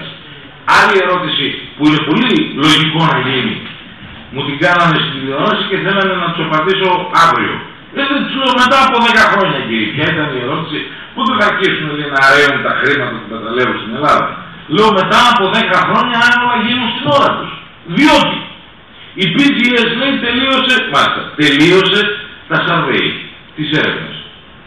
Συνάδελφοι μηχανικοί ξέρουν πολύ καλά τι λέω. Θελητή survey. Αυτά θα περάσει κάνα εξάμηνο, τουλάχιστον 8μηνο, για να καθαρίσει η χορύπανση από το ηχητικό σήμα. Μετά χρειάζεται τουλάχιστον κάνα χρόνο για να γίνει η ανάλυση του σήματος. Να μας πει δηλαδή τι βλέπει από κάτω. Μετά θα γίνει δημοπρασία των στοιχείων, αφού αυτά βεβαίως αποδοθούν δωρεάν στο ελληνικό κράτος, τα στοιχεία θα δημοπρατηθούν από την PGS διεθνώς. Θα έρθουν οι διεθνείς πετρελαϊκές εταιρείες και θα πούνε, εμένα με ενδιαφέρει αυτό, θα χωριστούν σε αλίπεδα, έτσι, και θα αρχίσουν να πούμε και θα με ενδιαφέρει εκείνο το άλλο και αυτό το μάθημα. Γίνεται ο διαγωνισμός. Κάθε υπογραφή κοστίζει ανάλογα με το περιεχόμενο του κάθε αληθένου από 20 έως 50 εκατομμύρια ευρώ. Η υπογραφή, προσέξτε, όχι σκάψιμο, όχι, η υπογραφή μονάχα. Είναι εγγραφή δικαιωμάτων δηλαδή. Οπότε ήδη έχεις ένα καλό budget το οποίο θα το πάρεις από εκεί. Εγώ πιστεύω ότι υπάρχουν κοιτάσματα και τρελά κοιτάσματα, έτσι, θα σας πω μετά έτσι. Λοιπόν, ωραία. Ναι, η επικύρωση μιας τέτοιας διεθνούς συμβάσεως χρειάζεται τουλάχιστον ένα χρόνο με 1,5. Θα σας τα πει και ο Νότης αυτά, από την Ελληνική Βουλή. Οπότε έχουμε φτάσει ήδη στα 3,5 χρόνια από σήμερα, στην επικύρωση. Από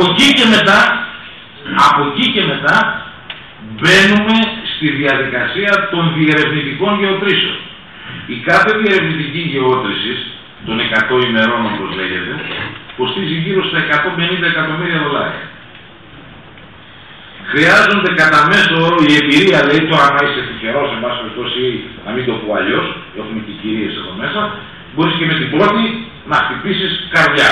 Αλλά συνήθως χρειάζεσαι από 5 έως 7 για να προσδιορίσεις το αλίπεδο το οποίο θα εκμεταλλευτείς και τις ποσότητές σου. 5 έως 7. Εγώ σας λέω μέσο όρο 5. Μας κάνει 750 εκατομμύρια δολάρια μονάχα γεωτρήσεις. Αυτές βεβαίως θέλουν τουλάχιστον 2 χρόνια. Άρα 7 χρόνια. Άρα 6,5 χρόνια. Έτσι. Από τη στιγμή που θα γίνουν αυτές, θα εγκατασταθεί η πλατφόρμα, θα γίνει κυρίως γεώτρηση. Δηλαδή μιλάμε για 10 χρόνια με γρήγορες διαδικασίες. Άρα να μην προβάλλουμε από τώρα και λεμπίες και να μην κοροϊδεύουμε κυρίως τον ελληνικό λαό. Έτσι. Αυτά. Και είμαι στη διάθεσή σας.